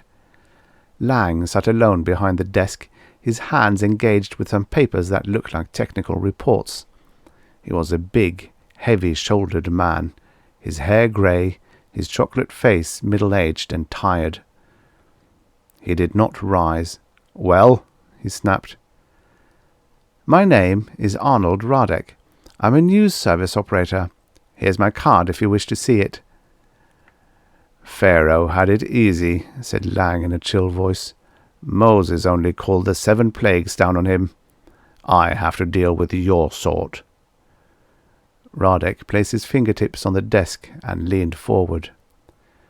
He found it unexpectedly hard not to be stared down by the other.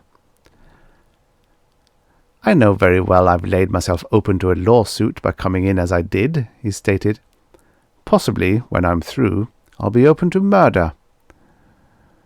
"Are you feeling well?"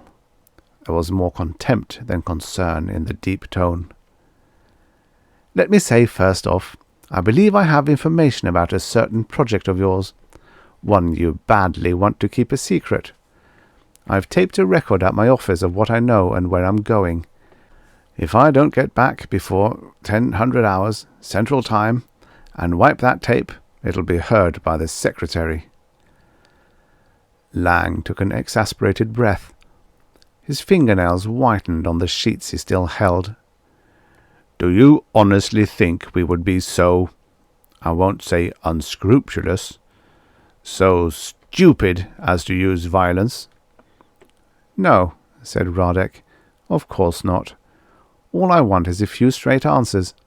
I know you're quite able to lead me up the garden path, feed me some line of pap and hustle me out again, but I won't stand for that. I mentioned my tape only to convince you that I'm in earnest." "You're not drunk," murmured Lang, "but there are a lot of people running loose who ought to be in a mental hospital." "I know." Radek sat down without waiting for an invitation. "Anti-scientific fanatics. I'm not one of them. You know Darrell Burkhart's news commentaries? I supply a lot of his data and interpretations. He's one of the leading friends of genuine science, one of the few you have left." Radek gestured at the card on the desk. "Read it, right there." Lang picked the card up and glanced at the lettering and tossed it back. "Very well. That's still no excuse for breaking in like this. You—" "It can't wait," interrupted Radek. "There are a lot of lives at stake. Every minute we sit here, there are perhaps 1 million people dying, perhaps more. I haven't the figures. And everyone else is dying all the time, millimetre by millimetre. We're all born dying. Every minute you hold back the cure for old age, you murder 1 million human beings." "This is the most fantastic. Let me finish. I get around, and I'm trained to look a little bit more closely at the facts everybody knows, the ordinary commonplace facts we take for granted and never think to inquire about because they are so ordinary. I've wondered about the Institute for a long time. Tonight I talked at great length with a fellow named Barwell. Remember him? A clerk here. You fired him this morning for being too nosy. He had a lot to say." Lang sat quiet for a while. He didn't rattle easily. He couldn't be snowed under by fast, aggressive talk. While Radek spat out what clues he had, Lang calmly reached into a drawer and got out an old-fashioned briar pipe, stuffed it, and lit it. "So what do you want?" he asked when Radek paused for breath. "The truth, damn it!" "There are privacy laws. It was established long ago that a citizen is entitled to privacy if he does nothing against the common weal." And you are! You're like a man who stands on a riverbank and has a lifebelt and won't throw it to a man drowning in the river." Lang sighed. "I won't deny we're working on longevity," he answered. "Obviously we are. The problem interests biologists throughout the solar system. But we aren't publicizing our findings as yet for a very good reason. You know how people jump to conclusions. Can you imagine the hysteria that would arise in this already unstable culture if there seemed to be even a prospect of immortality? You yourself are a prime case. On the most tenuous basis of rumor and hypothesis, you've decided that we have found a vaccine against old age and are hoarding it. You come bursting in here in the middle of the night demanding to be made immortal immediately, if not sooner. And you're comparatively civilized. There are enough lunatics who'd come here with guns and start shooting up the place." Radek smiled bleakly. "Of course I know that, and you ought to know the outfit I work for is reputable.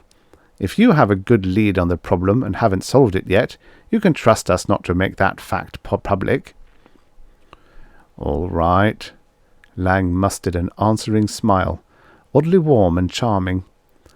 "I don't mind telling you, then, that we do have some promising preliminary results. But, and this is the catch, we estimate it will take at least a century to get anywhere. Biochemistry is an inconceivably complex subject." "What sort of results are they?" "It's highly technical. Has to do with enzymes. You may know that enzymes are the major device through which the genes govern the organism all through life. At a certain point, for instance, the genes order the body to go through the changes involved in puberty. At another point, they order that gradual breakdown we know as aging." "In other words," said Radek slowly, "the body has a built-in suicide mechanism." "Well, if you want to put it that way." "I don't believe a word of it. It makes a lot more sense to imagine that there's something which causes the breakdown, a virus maybe, and the body fights it off as long as possible, but at last it gets the upper hand. The whole key to evolution is the need to survive. I can't see life evolving its own anti-survival factor." "But nature doesn't care about the individual, friend Radek, only about the species. And the species with a rapid turnover of individuals can evolve faster, become more effective." "Then why does man, the fastest evolving metazoan of all, have one of the longest lifespans? He does, you know, among mammals at any rate.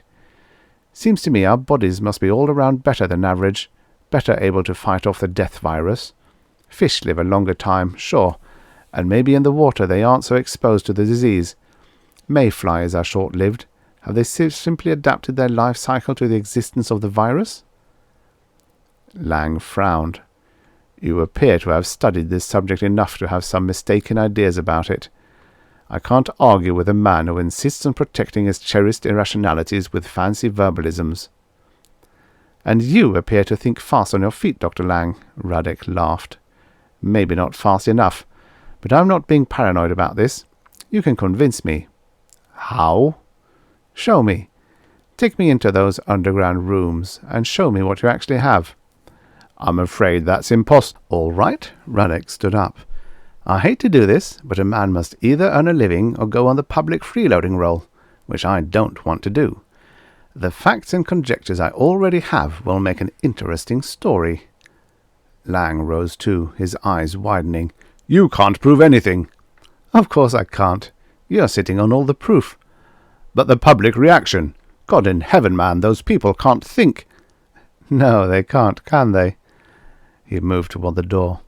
"Good night." Radek's muscles were taut. In spite of everything that had been said, a person hounded to desperation could still do murder. There was a great quietness as he neared the door. Then Lang spoke. The voice was defeated, and when Radek looked back, it was an old man who stood behind the desk. "You win. Come along with me." They went down an empty hall, after dismissing the guards, and took an elevator below ground. Neither of them said anything. Somehow the sag of Lang's shoulders was gnawing in Radek's conscience. When they emerged, it was to transfer past a sentry where Lang gave a password and okayed his companion to another elevator which spurred them still deeper. The newsman cleared his throat awkwardly. I repeat what I implied earlier. I'm here mostly as a citizen interested in the public welfare, which includes my own, of course, and my family's if I ever have one. If you can show me valid reasons for not breaking this story, I won't. I'll even let you hypno-condition me against doing it, voluntarily or otherwise. Thanks, said the director. His mouth curved upward, but it was a shaken smile. That's decent of you, and will accept. I think you'll agree with our policy. What more worries me is the rest of the world. If you could find out as much as you did... Radek's heart jumped between his ribs. Then you do have immortality? Yes, but I'm not immortal. None of our personnel are, except... Here we are. There was a hidden susurrus of machinery as they stepped out into a small, bare entry room. Another guard sat there, beside a desk. Past him was a small door of immense solidity, the door of a vault. You'll have to leave everything metallic here, said Lang. A steel object could jump so fiercely as to injure you. Your watch could be ruined. Even coins would get uncomfortably hot. Eddy currents, you know. We're about to go through the strongest magnetic field ever generated. Silently, dry-mouthed, Radek piled his things on the desk. Lang operated a combination lock on the door. There are nervous effects too, he said. The field is actually strong enough to influence the electric discharges of your synapses. Be prepared for a few nasty seconds. Follow me and walk fast. The door opened on a long, narrow corridor several meters long. Radek felt his heart bump crazily, his vision blurred, and there was panic screaming in his brain and a sweating tingle in his skin. Stumbling through nightmare, he made it to the end. The horror faded. They were in another room, with storage facilities and what resembled a spaceship's airlock in the opposite wall. Lang grinned shakily. No fun, is it? What's it for? Gasped Radek. To keep charged particles out of here. And the whole set of chambers is 500 meters underground, sheathed in 10 meters of lead brick and surrounded by tanks of heavy water. This is the only place in the solar system, I imagine, where cosmic rays never come. You mean? Lang knocked out his pipe and left it in a gaboon. He opened the lockers to reveal a set of airsuits, complete with helmets and oxygen tanks. We put these on before going any further, he said. Infection on the other side. We're the infected ones. Come on, I'll help you. As they scrambled into the equipment, Lang added conversationally, This place has to have all its own stuff, of course. Its own electric generators and so on. The ultimate power source is isotopically pure carbon burned in oxygen. We use a nuclear reactor to create the magnetic field itself, but no atomic energy is allowed inside it. He led the way into the airlock, closed it, and started the pumps. We have to flush out all the normal air and substitute that from the inner chambers. How about food? Barwell said food was prepared in the kitchens and brought here. Synthesized out of the elements recovered from waste products. We do cook it topside, taking precautions. A few radioactive atoms get in, but not enough to matter as long as we're careful. We're so cramped for space down here that we have to make some compromises. I think... Radek fell silent. As the lock was evacuated, his unjointed airsuit spread-eagled and held him prisoner, but he hardly noticed. There was too much else to think about, too much to grasp at once. Not till the cycle was over and they had gone through the lock did he speak again. Then it came harsh and jerky. I begin to understand. How long has this got on?" "It started about 200 years ago. An early Institute project." Lang's voice was somehow tinny over the helmet phone. "At that time, it wasn't possible to make really pure isotopes in quantity, so there were only limited results, but it was enough to justify further research. This particulate set of chambers and chemical elements is 150 years old. A spectacular success. A brilliant confirmation from the very beginning, and the Institute has never dared reveal it. Maybe they should have back then. Maybe people could have taken the news, but not now. These days, the knowledge would whip men into a murderous rage of frustration. They wouldn't believe the truth. They wouldn't dare believe, and God alone knows what they'd do." Looking around, Radek saw a large plastic-lined room filled with cages. As the lights went on, white rats and guinea pigs stirred sleepily. One of the rats came up to nibble at the wires and regard the humans from beady pink eyes. Lang bent over and studied the label. "This fellow is, 66 years old. Still fat and sassy, in perfect condition as you can see. Our oldest mammalian inmate is a guinea pig, 145 years. This one here." Lang stared at the immortal beast for a while. It didn't look unusual, only healthy. "How about monkeys?" he asked. "We tried them. Finally gave it up. A monkey is an active animal. It was too cruel to keep them penned up forever. They even went insane, some of them." Footfalls were hollow as Lang led the way toward the inner door. "Do you get the idea?" "Yes, I think I do. If heavy radiation speeds up aging, then natural radioactivity is responsible for normal aging." "Quite. A matter of cells being slowly deranged through decades in the case of man, the genes which govern them being mutilated, chromosomes ripped up, nucleoplasm and cytoplasm irreversibly damaged, and of course, a mutated cell often puts out the wrong combination of enzymes, and if it regenerates at all, it replaces itself by one of the same kind. The effect is cumulative, more and more defective cells every hour. A steady bombardment, all your life. Here on Earth, 7 cosmic rays per second ripping through you, and you yourself are radioactive. You include radiocarbon and radiopotassium and radiophosphorus, Earth and the planets, the atmosphere, everything radiates. Is it any wonder that at last our organic mechanism starts breaking down? The marvel is that we live as long as we do."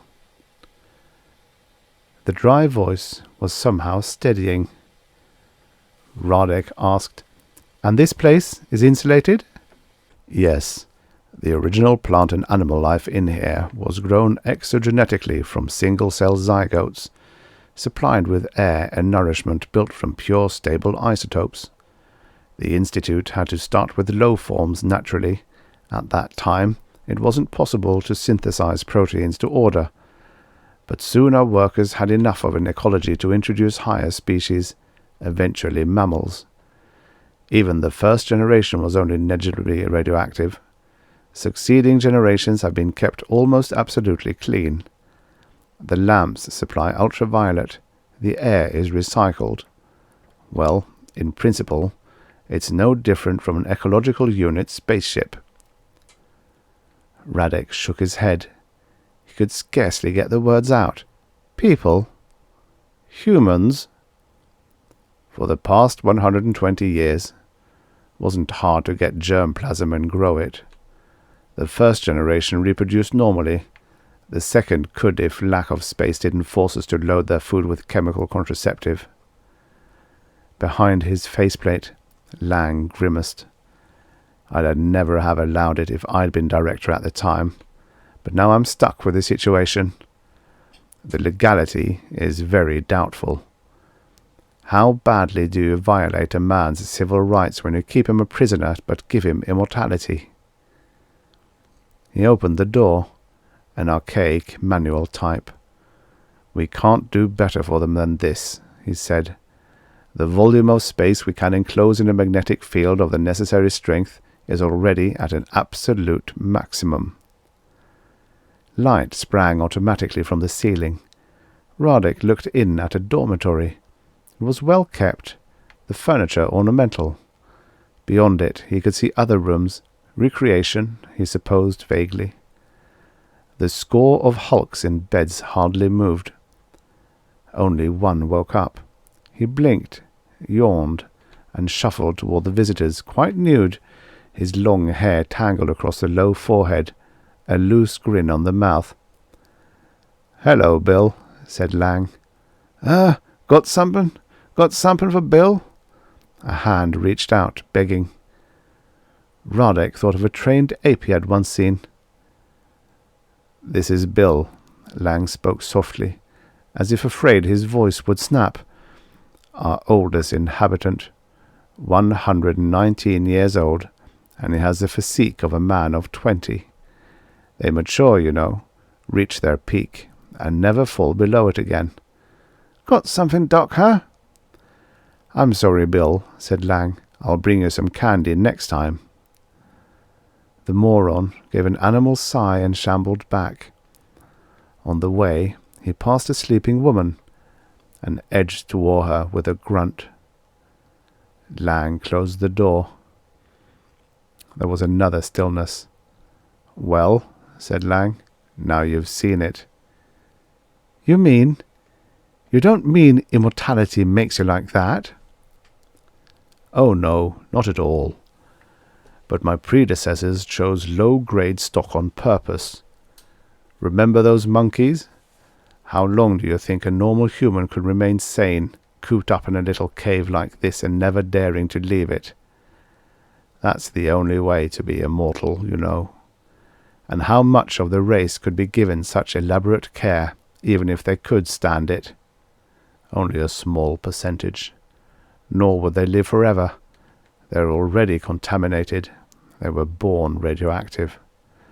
And whatever happens, who's going to remain outside and keep the apparatus in order?" Radek nodded.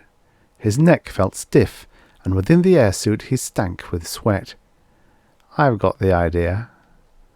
"And yet, if the facts were known, if my questions had to be answered, how long do you think a society like ours would survive?"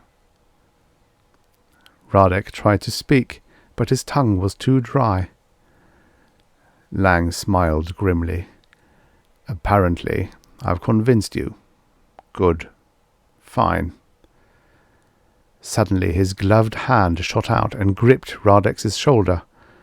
Even through the heavy fabric, the newsman could feel the bruising fury of that clasp. "But you're only one man," whispered Lang. "An unusually reasonable man for these days. There'll be others. What are we going to do?" The end. Subscribe for your daily stories of futures past. And now, for the next story. Youth by Isaac Asimov. Originally published in Space Science Fiction, May 1952. Narrated by Tom Trussel. There was a spatter of pebbles against the window, and the youngster stirred in his sleep. Another, and he was awake. He sat up stiffly in bed. Seconds passed while he interpreted his strange surroundings. He wasn't in his own home, of course. This was out in the country. It was colder than it should be, and there was green at the window. "Slim!" The call was a hoarse, urgent whisper, and the youngster bounded to the open window. Slim wasn't his real name, but the new friend he had met the day before had needed only one look at his slight figure to say, "You're Slim," he added. I'm Red." Red wasn't his real name either, but its appropriateness was obvious. They were friends instantly, with the quick, unquestioning friendship of young ones not yet quite in adolescence, before even the first stains of adulthood began to make their appearance. Slim cried, "Hi, Red!" and waved cheerfully, still blinking the sleep out of himself. Red kept to his croaking whisper, "Quiet! You want to wake somebody?" Slim noticed all at once that the sun scarcely topped the low hills in the east, that the shadows were long and soft, and that the grass was wet. Slim said, more softly, "What's the matter?" Red only wanted for him to come out. Slim dressed quickly, gladly confining his morning wash to the momentary sprinkle of a little lukewarm water. He let the air dry the exposed portions of his body as he ran out, while bare skin grew wet against the dewy grass. Red said, "You got to be quiet. If Mum wakes up, or Dad, or your dad, or even any of the hands, then it'll be, 'Come on in, or you'll catch your death of cold.'"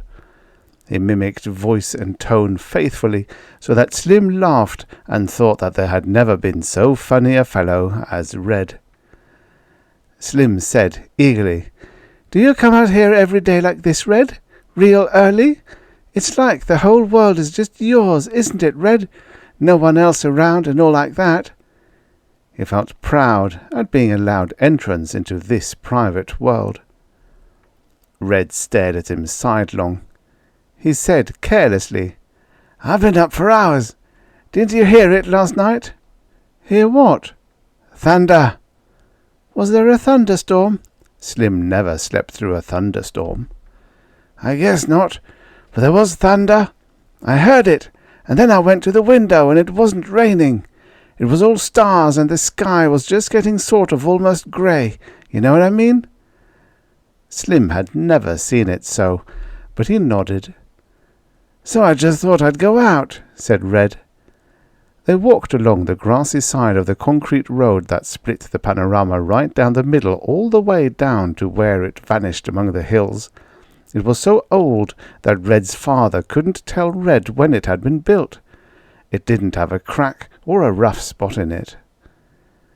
Red said, "Can you keep a secret?" "Sure, Red. What kind of a secret?" "Just a secret. Maybe I'll tell you and maybe I won't. I don't know yet." Red broke a long supple stem from a fern they passed, methodically stripped it of its leaflets, and swung what was left whip fashion. For a moment he was on a wild charger, which reared and champed under his iron control. Then he got tired, tossed the whip aside, and stowed the charger away in a corner of his imagination for future use. He said, "There'll be a circus around." Slim said, "That's no secret. I knew that. My dad told me even before we came here." "That's not the secret. Fine secret. Ever see a circus?" "Oh, sure. You bet. Like it?" "Say, there isn't anything I like better." Red was watching out of the corner of his eyes again. "Ever think you would like to be with a circus? I mean, for good?" Slim considered. "I guess not. I think I'd be an astronomer like my dad. I think he wants me to be." "Huh, astronomer," said Red. Slim felt the doors of the new private world closing on him, and astronomy became a thing of dead stars in black, empty space. He said placatingly, "A circus would be more fun." "You're just saying that." "No, I'm not. I mean it." Red grew argumentative. "Suppose you had a chance to join the circus right now. What would you do?" I... See?" Red affected scornful laughter. Slim was stung. "I'd join up." "Go on. Try me." Red whirled at him, strange and intense. "You mean that? You want to go in with me?" "What do you mean?" Slim stepped back a bit, surprised by the unexpected challenge. "I got something that can get us into the circus. Maybe someday we can even have a circus of our own. We could be the biggest circus fellows in the world. That's if you want to go in with me. Otherwise, well, I guess I can do it on my own. I just thought, let's give good old Slim a chance." The world was strange and glamorous, and Slim said, "Sure thing, Red, I'm in. What is it, huh, Red? Tell me what it is." "Figure it out. What's the most important thing in circuses?" Slim thought desperately. He wanted to give the right answer. Finally, he said, "Acrobats?" "Holy smokes! I wouldn't go 5 steps to look at acrobats." "I don't know, then." "Animals, that's what. What's the best sideshow? Where are the biggest crowds? Even in the main rings, the best acts are animal acts." There was no doubt in Red's voice. "Do you think so?" "Everyone thinks so. You ask anyone. Anyway, I found animals this morning. 2 of them." "And you've got them?" "Sure, that's the secret. Are you telling?" "Of course not." "Okay, I've got them in the barn. Do you want to see them?" They were almost at the barn, its huge open door black. Too black. They had been heading there all the time. Slim stopped in his tracks. He tried to make his words casual. "Are they big?" "Would I fool with them if they were big? They can't hurt you. They're only about so long. I've got them in a cage." They were in the barn now, and Slim saw the large cage suspended from a hook in the roof. It was covered with stiff canvas. Red said, "We used to have some bird there or something. Anyway, they can't get away from there. Come on, let's go up to the loft." They clambered up the wooden stairs, and Red hooked the cage toward them. Slim pointed and said, "There's sort of a hole in the canvas." Red frowned. "How'd that get there?" He lifted the canvas, looked in, and said, with relief, "They're still there." "The canvas appeared to be burned," worried Slim. "You want to look or don't you?" Slim nodded slowly. He wasn't sure he wanted to, after all. They might be. But the canvas had been jerked off, and there they were. 2 of them, the way Red said. They were small, and sort of disgusting looking. The animals moved quickly as the canvas lifted and were on the side toward the youngsters. Red poked a cautious finger at them. "Watch out," said Slim in agony. "They don't hurt you," said Red. "Ever see anything like them?" "No." "Can't you see how a circus would jump at a chance to have these?" "Maybe they're too small for a circus." Red looked annoyed. He let go the cage, which swung back and forth pendulum fashion. "You're just trying to back out, aren't you?"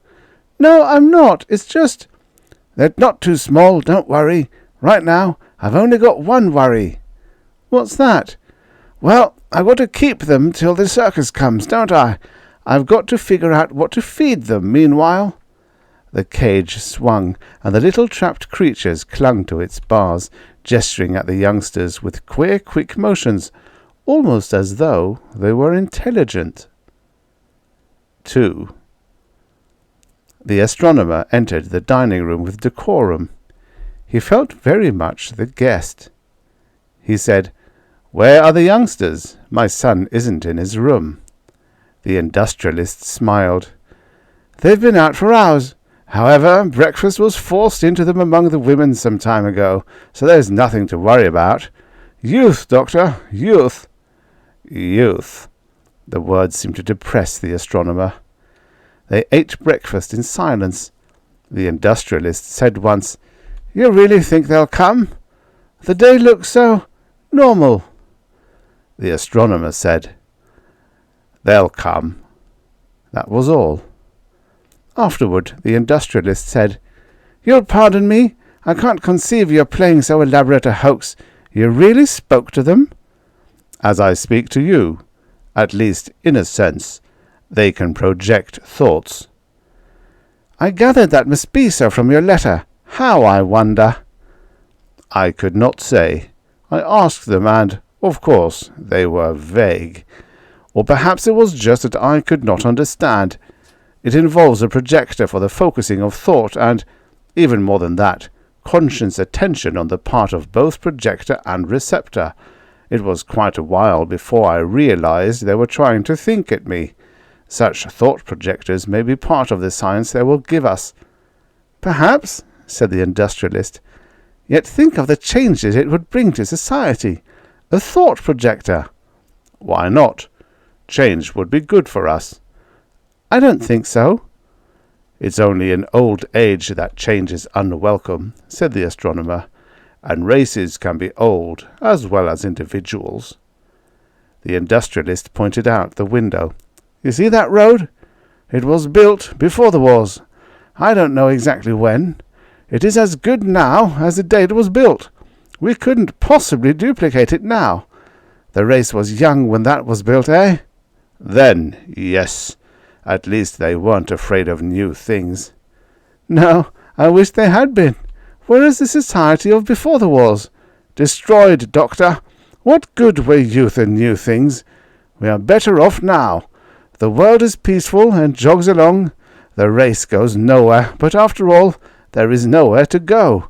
They proved that. The men who built the road. I will speak with your visitors as I agreed, if they come, but I think I will only ask them to go." "The race is not going nowhere," said the astronomer earnestly.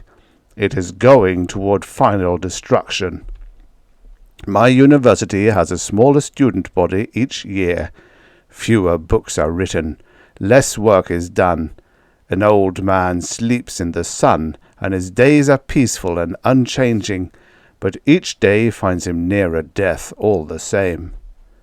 "Well, well," said the industrialist. "No, don't dismiss it. Listen. Before I wrote you, I investigated your position in the planetary economy." "And you found me solvent?" interrupted the industrialist, smiling. "Why, yes. Oh, I see you are joking. And yet, perhaps the joke is not far off. You are less solvent than your father, and he was less solvent than his father. Perhaps your son will no longer be solvent. It becomes too troublesome for the planet to support even the industries that still exist, though they are toothpicks to the oak trees of before the wars. We will be back to village economy, and then to what? The caves. And the effusion of fresh technological knowledge will be the changing of all that? Not just the new knowledge, rather the whole effect of change, of a broadening of horizons. Look, sir, I chose you to approach in this matter, not only because you were rich and influential with government officials, but because you had an unusual reputation for these days of daring to break with tradition. Our people will resist change, and you would know how to handle them, how to see to it that the youth of the race is revived. Yes, with its atomic bombs. The atomic bombs, returned the astronomer, need not be the end of civilization.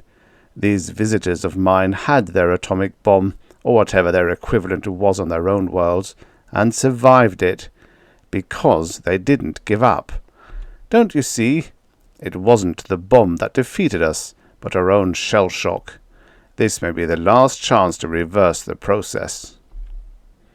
Tell me, said the industrialist, what do these friends from space want in return? The astronomer hesitated. He said, I will be truthful with you. They come from a denser planet. Ours is richer in the lighter atoms. They want magnesium? Aluminium? No, sir. Carbon and hydrogen. They want coal and oil. Really? The astronomer said quickly, You are going to ask why creatures who have mastered space travel, and therefore atomic power, would want coal and oil. I can't answer that. The industrialist smiled. But I can. This is the best evidence yet of the truth of your story. Superficially, atomic power would seem to preclude the use of coal and oil. However, quite apart from the energy gained by their combustion, they remain, and always will remain, the basic raw material for all organic chemistry. Plastics, dyes, pharmaceuticals, solvents. Industry could not exist without them, even in an atomic age. Still, if coal and oil are the low price for which they would sell us the troubles and tortures of racial youth, my answer is that the commodity would be dear if offered gratis." The astronomer sighed and said, "There are the boys." They were visible through the open window, standing together in the grassy field and lost in animated conversation. The industrialist's son pointed imperiously, and the astronomer's son nodded and made off at a run toward the house. The industrialist said, "There is the youth you speak of. Our race has as much of it as it ever had." "Yes, but we age them quickly and pour them into the mould." Slim scuttled into the room, the door banging behind him. The astronomer said, in mild disapproval, "What's this?" Slim looked up in surprise and came to a halt. "I beg your pardon. I didn't know anyone was here. I am sorry to have interrupted." His enunciation was almost painfully precise. The industrialist said, "It's all right, youngster." But the astronomer said, "Even if you had been entering an empty room, son, there would be no cause for slamming a door." "Nonsense," insisted the industrialist. "The youngster has done no harm. You simply scold him for being young. You, with your views." He said to Slim, "Come here, lad." Slim advanced slowly. "How do you like the country, eh?" "Very much, sir, thank you." "My son has been showing you about the place, has he?" "Yes, sir. Red, I mean." No, call him Red. I call him that myself. Now tell me, what are you two up to, eh?" Slim looked away. "Why, just exploring, sir." The industrialist turned to the astronomer. "There you are. Youthful curiosity and adventure lust. The race has not yet lost it." Slim said, "Sir?" "Yes, lad?" The youngster took a long time in getting on with it. He said, "Red sent me in for something good to eat, but I don't exactly know what he meant. I didn't like to say so." "Why, just ask Cook. She'll have something good for young uns to eat." Oh, no, sir. I mean for animals." "For animals?" "Yes, sir. What do animals eat?" The astronomer said, "I'm afraid my son is city-bred." "Well," said the industrialist, "there's no harm in that. What kind of an animal, lad?" "A small one, sir." "Then try grass or leaves, and if they don't want that, nuts or berries would probably do the trick." "Thank you, sir." Slim ran out again, closing the door gently behind him. The astronomer said, "Do you suppose they've trapped an animal alive?" He was obviously perturbed. "That's common enough. There's no shooting on my estate, and it's tame country, full of rodents and small creatures. Red is always coming home with pets of one sort or another. They rarely maintain his interest for long." He looked at the wall clock. "Your friends should have been here by now, shouldn't they?" 3. The swaying had come to a halt, and it was dark. The explorer was not comfortable in the alien air. It felt as thick as soup, and he had to breathe shallowly. Even so, he reached out in a sudden need for company. The merchant was warm to the touch. His breathing was rough. He moved in an occasional spasm, and was obviously asleep. The explorer hesitated, and decided not to wake him. It would serve no real purpose. There would be no rescue, of course. That was the penalty paid for the high profits which unrestrained competition could lead to. The merchant who opened a new planet could have a 10-year monopoly of its trade, which he might hug to himself, or, more likely, rent out to all comers at a stiff price. It followed that planets were searched for in secrecy, and preferably away from the usual trade routes. In a case such as theirs, then, there was little or no chance that another ship would come in within range of their subetherics, except for the most improbable of coincidences. Even if they were in their ship, that is, rather than in this cage. The explorer grasped the thick bars. Even if they blasted those away, as they could, they would be stuck too high in open air for leaping. It was too bad. They had landed twice before on the scout ship. They had established contact with the natives, who were grotesquely huge, but mild and unaggressive. It was obvious that they had once owned a flourishing technology, but hadn't faced up to the consequences of such a technology. It would have been a wonderful market. And it was a tremendous world. The merchant especially had been taken aback. He had known the figures that expressed the planet's diameter, but from a distance of 2 light seconds he had stood at the visiplate and muttered, "Unbelievable!" "Oh, there are larger worlds," the explorer said. It wouldn't do for an explorer to be too easily impressed. "Inhabited? Well, no." "Why, you could drop your planet into that large ocean and drown it." The explorer smiled. It was a gentle dig at his Arcturian homeland, which was smaller than most planets. He said, "Not quite." The merchant followed along the line of his thoughts. "And the inhabitants are large in proportion to the world?" He sounded as though the news struck him less favourably now. "Nearly 10 times our height." "Are you sure they are friendly?" "That is hard to say. Friendship between alien intelligences is an imponderable. They are not dangerous, I think. We've come across other groups that could not maintain equilibrium after the atomic war stage, and you know the results. Introversion, retreat, gradual decadence, and increasing gentleness." "Even if they are such monsters?" "The principle remains." It was about then that the explorer felt the heavy throbbing of the engines. He frowned and said, "We are descending a bit too quickly." There had been some speculation on the dangers of landing some hours before. The planetary target was a huge one for an oxygen water world. Though it lacked the size of the uninhabitable hydrogen-ammonia planets, and its low density made its surface gravity fairly normal, its gravitational forces fell off, but slowly with distance. In short, its gravitational potential was high, and the ship's calculator was a run-of-the-mill model not designed to plot landing trajectories at that potential range. That meant the pilot would have to use manual controls. It would have been wiser to install a more high-powered model, but that would have meant a trip to some outpost of civilization, lost time, perhaps a lost secret. The merchant demanded an immediate landing. The merchant felt it necessary to defend his position now. He said angrily to the explorer, "Don't you think the pilot knows his job? He landed you safely twice before." Yes, thought the explorer. In a scout ship, not in this unmaneuverable freighter. Aloud, he said nothing. He kept his eye on the visiplate. They were descending too quickly. There was no room for doubt. Much too quickly. The merchant said peevishly, "Why do you keep silence?"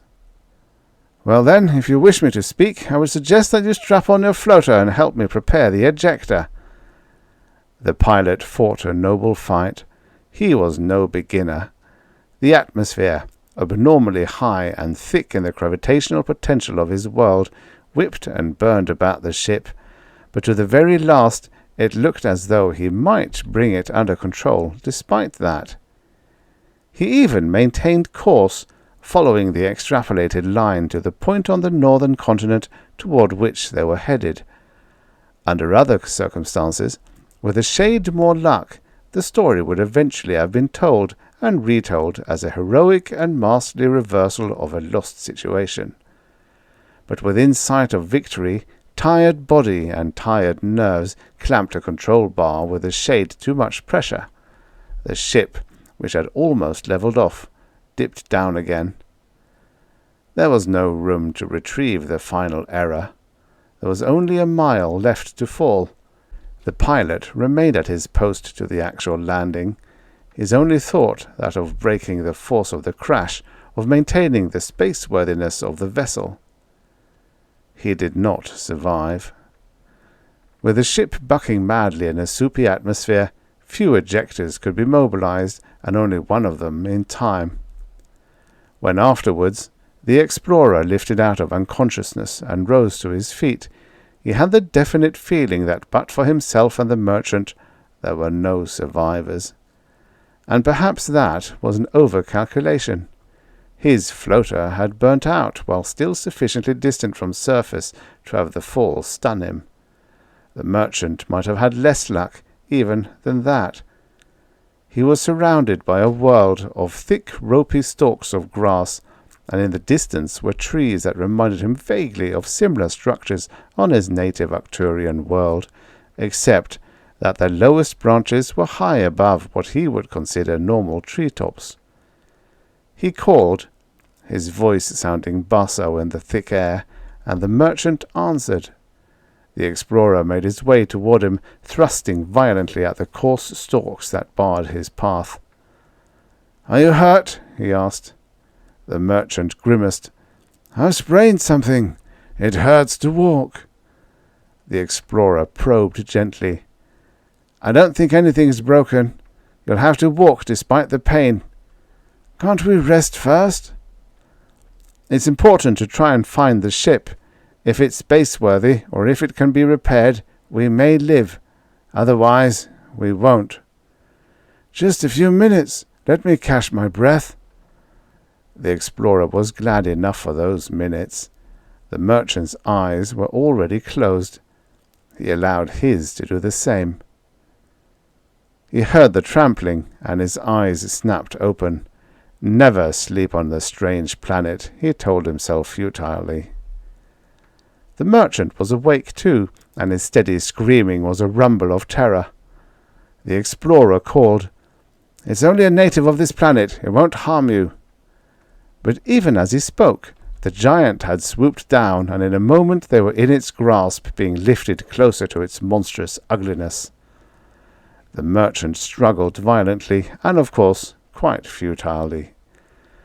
"Can't you talk to it?" he yelled. The explorer could only shake his head. "I can't reach it with a projector. It won't be listening." "Then blast it! Blast it down!" "We can't do that." The phrase, "you fool," had almost been added. The explorer struggled to keep his self-control. They were swallowing space as the monster moved purposefully away. "Why not?" cried the merchant. "You can reach a blaster. I see it in plain sight. Don't be afraid of falling." "It's simpler than that. If this monster is killed, you'll never trade with this planet. You'll never even leave it. You probably won't live the day out." "Why? Why?" "Because this is one of the young of the species. You should know what happens when a trader kills a native young, even accidentally. What's more, if this is the target point, then we are on the estate of a powerful native. That might be one of his brood." That was how they entered their present prison. They had carefully burnt away a portion of the thick, stiff covering, and it was obvious that the height from which they were suspended was a killing one. Now, once again, the prison cage shuddered and lifted in an upward arc. The merchant rolled to the lower rim and startled awake. The cover lifted, and light flooded in. As was the case the time before, there were two specimens of the young. They were not very different in appearance from adults of the species, reflected the explorer, though of course they were considerably smaller. A handful of reedy green stalks was stuffed between the bars. Its odour was not unpleasant, but it carried clods of soil at its ends. The merchant drew away and said huskily, "What are they doing?" The explorer said, "Trying to feed us, I should judge. At least, this seems to be the native equivalent of grass." The cover was replaced, and they were set swinging again, alone with their fodder. 4. Slim started at the sound of footsteps and brightened when it turned out to be only Red. He said, "No one's around. I had my eye peeled, you bet." Red said, "Shh! Look!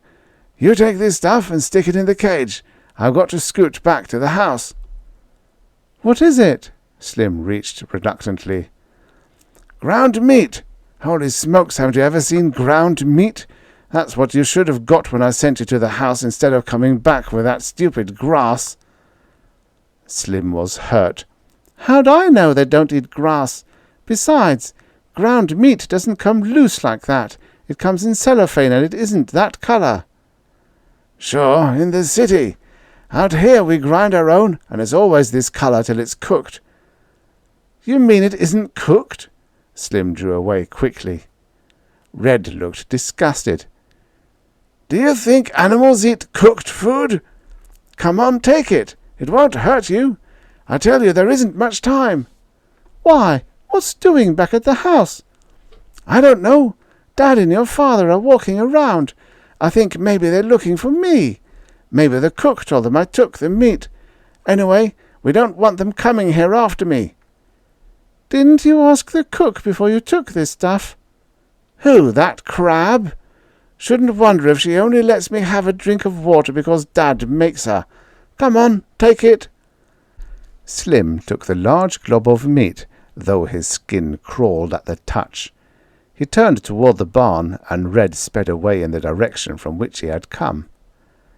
He slowed when he approached the two adults, took a few deep breaths to bring himself back to normal, and then carefully and nonchalantly sauntered past. They were walking in the general direction of the barn, he noticed, but not dead on. He said, Hi, Dad. Hello, sir. The industrialist said, Just a moment, Red. I have a question to ask you. Red turned a carefully blank face to his father. Yes, Dad? Mother tells me you were out early this morning. Not real early, Dad. Just a little before breakfast. She said you told her it was because you had been awakened during the night and didn't go back to sleep. Red waited before answering. Should he have told Mum that? Then he said, Yes, sir. What was it that awakened you? Red saw no harm in it. He said, I don't know, Dad. It sounded like thunder, sort of, and like a collision, sort of. Could you tell where it came from? It sounded like it was out by the hill. That was truthful, and useful as well, since the direction was almost opposite that in which the barn lay. The industrialist looked at his guest. I suppose it would do no harm to walk toward the hill? The astronomer said, I'm ready. Red watched them walk away, and when he turned he saw Slim peering cautiously out from among the briars of a hedge. Red waved at him. Come on! Slim stepped out and approached. Did they say anything about the meat? No, I guess they don't know about that. They went down to the hill. What for? Search me. They kept asking about the noise I heard. Listen, did the animals eat the meat? Well, said Slim cautiously, they were sort of looking at it and smelling it or something. Okay, Red said. I guess they'll eat it. Holy smokes, they've got to eat something. Let's walk along toward the hill and see what Dad and your father are going to do. What about the animals? They'll be all right. A fellow can't spend all his time on them. Did you give them water? Sure, they drank that. See, come on. We'll look at them after lunch. I'll tell you what, we'll bring them fruit. Anything'll eat fruit. Together they trotted up the rise, Red, as usual, in the lead. 5. The astronomer said, You think the noise was their ship landing? Don't you think it could be? If it were, they may all be dead. Perhaps not, the industrialist frowned. If they have landed and are still alive, where are they? Think about that for a while. He was still frowning. The astronomer said, I don't understand you. They may not be friendly. Oh no, I've spoken with them. You've spoken with them. Call that reconnaissance. What would their next step be? Invasion? But they only have one ship, sir. You know that only because they say so. They might have a fleet. I told you about their size. Their size would not matter if they have hand weapons that may well be superior to our artillery. That is not what I meant. I had this partly in mind from the first, the industrialist went on. It is for that reason I agreed to see them after I received your letter. Not to agree to an unsettling and impossible trade, but to judge their real purposes. I did not count on their evading the meeting. He sighed. I suppose it isn't our fault. You are right in one thing, at any rate. The world has been at peace too long. We are losing a healthy sense of suspicion. The astronomer's mild voice rose to an unusual pitch, and he said, I will speak. I tell you that there is no reason to suppose they can possibly be hostile. They are small, yes, but that is only important because it is a reflection of the fact that their native worlds are small. Our world has what is for them a normal gravity, but because of our much higher gravitational potential, our atmosphere is too dense to support them comfortably over sustained periods. For a similar reason, the use of the world as a base for interstellar travel, except for trade in certain items, is uneconomical. And there are important differences in chemistry of life due to the basic differences in soils. They couldn't eat our food, or we theirs. Surely all this can be overcome. They can bring their own food, build domed stations of lowered air pressure, devise specially designed ships. They can. And how glibly you can describe feats that are easy to erase in its youth. It is simply that they don't have to do any of that. There are millions of worlds suitable for them in the galaxy. They don't need this one which isn't. How do you know? All this is their information again. This I was able to check independently. I am an astronomer, after all. That is true. Let me hear what you have to say then while we walk. Then, sir, consider that for a long time our astronomers have believed that two general classes of planetary bodies existed.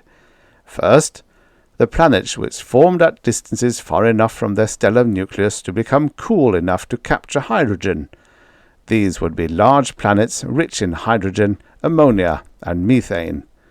We have examples of these in the giant outer planets. The second class would include those planets formed so near the stellar center that the high temperature would make it impossible to capture much hydrogen.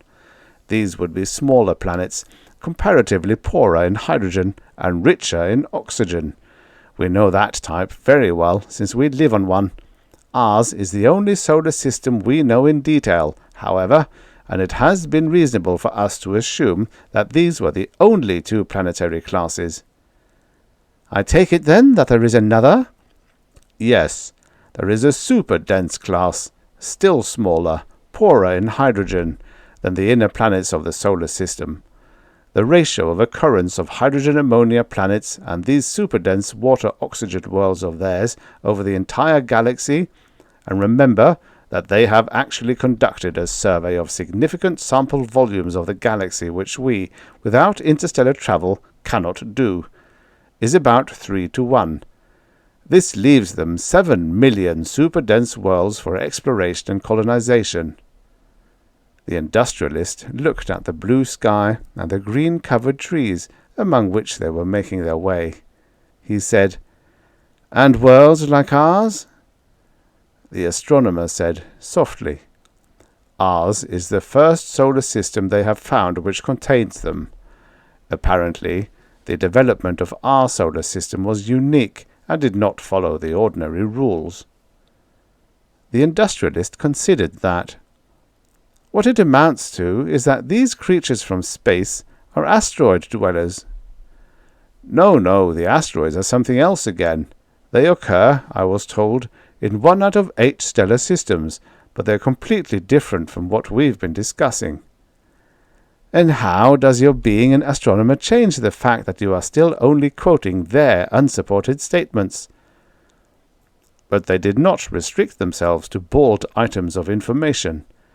They presented me with a theory of stellar evolution, which I had to accept, and which is more nearly valid than anything our own astronomy has ever been able to devise, if we accept possible lost theories dating from before the wars. Mind you, Their theory had a rigidly mathematical development, and it predicted just such a galaxy as they describe. So you see, they have all the worlds they wish. They are not land-hungry, certainly not for our land.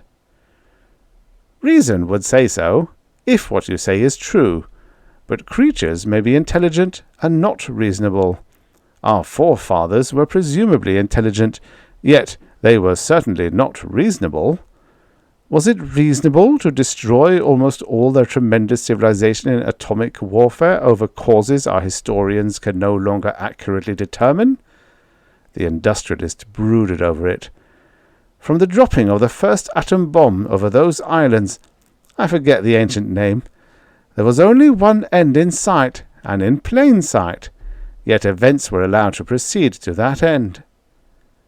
He looked up, said briskly, "Well, where are we? I wonder if we are not on a fool's errand after all." But the astronomer was a little in advance, and his voice came thickly. "No fool's errand, sir. Look there." 6. Red and Slim had trailed their elders with the experience of youth, aided by the absorption and anxiety of their fathers. Their view of the final object of the search was somewhat obscured by the underbrush behind which they remained. Red said, "Holy smokes! Look at that! It's all shiny silver or something." But it was Slim who was really excited. He caught at the other. "I know what this is. It's a spaceship. That must be why my father came here. He's one of the biggest astronomers in the world, and your father would have to call him if a spaceship landed on his estate." "What are you talking about? Dad didn't even know that thing was there. He only came here because I told him I heard the thunder from here. Besides, there isn't any such thing as a spaceship." "Sure there is. Look at it. See those round things? They are ports, and you can see the rocket tubes." "How do you know so much?" Slim was flushed. He said, "I read about them. My father has books about them. Old books. From before the wars." "Huh. Now I know you're making it up. Books from before the wars." "My father has to have them. He teaches at the university. It's his job." His voice had risen, and Red had to pull at him. "You want them to hear us?" he whispered indignantly. "Well, it is, too, a spaceship." "Look here, Slim. You mean that's a ship from another world?" "It's got to be. Look at my father going round and round it. He wouldn't be so interested if it was anything else." "Other worlds? Where are there other worlds?" "Everywhere. How about the planets? They're worlds just like ours, some of them. And other stars probably have planets. There's probably zillions of planets." Red felt outweighed and outnumbered. He muttered, "You're crazy." "All right then, I'll show you." "Hey, where are you going?" "Down there. I'm going to ask my father. I suppose you'll believe it if he tells you. I suppose you'll believe a professor of astronomy knows what—" He had scrambled upright. Red said, "Hey, you don't want them to see us? We're not supposed to be here. Do you want them to start asking questions and find out about our animals?" "I don't care. You said I was crazy." "Snitcher! You promised you wouldn't tell." "I'm not going to tell, but if they find out themselves, it's your fault for starting an argument and saying I was crazy." "I take it back then," grumbled Red. "Well, all right. You better." In a way, Slim was disappointed. He wanted to see the spaceship at closer quarters. Still, he could not break his vow of secrecy even in spirit without at least the excuse of personal insult. Red said, "It's awfully small for a spaceship." "Sure, because it's probably a scout ship." "I bet Dad couldn't even get into the old thing." So much Slim realized to be true. It was a weak point in his argument, and he made no answer. His interest was absorbed by the adults.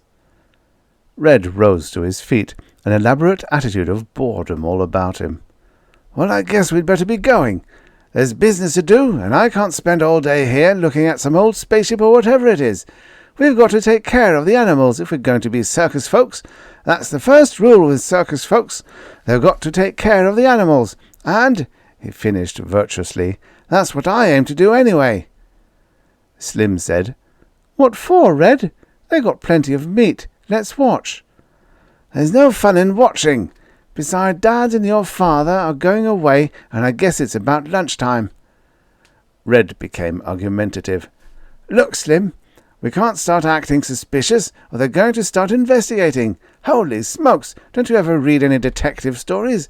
When you're trying to work a big deal without being caught, it's practically the main thing to keep on acting just like always. Then they don't suspect anything. That's the first law. Oh, all right. Slim rose resentfully. At the moment, the circus appeared to him a rather tawdry and shoddy substitute for the glories of astronomy, and he wondered how he had come to fall in with Red's silly scheme.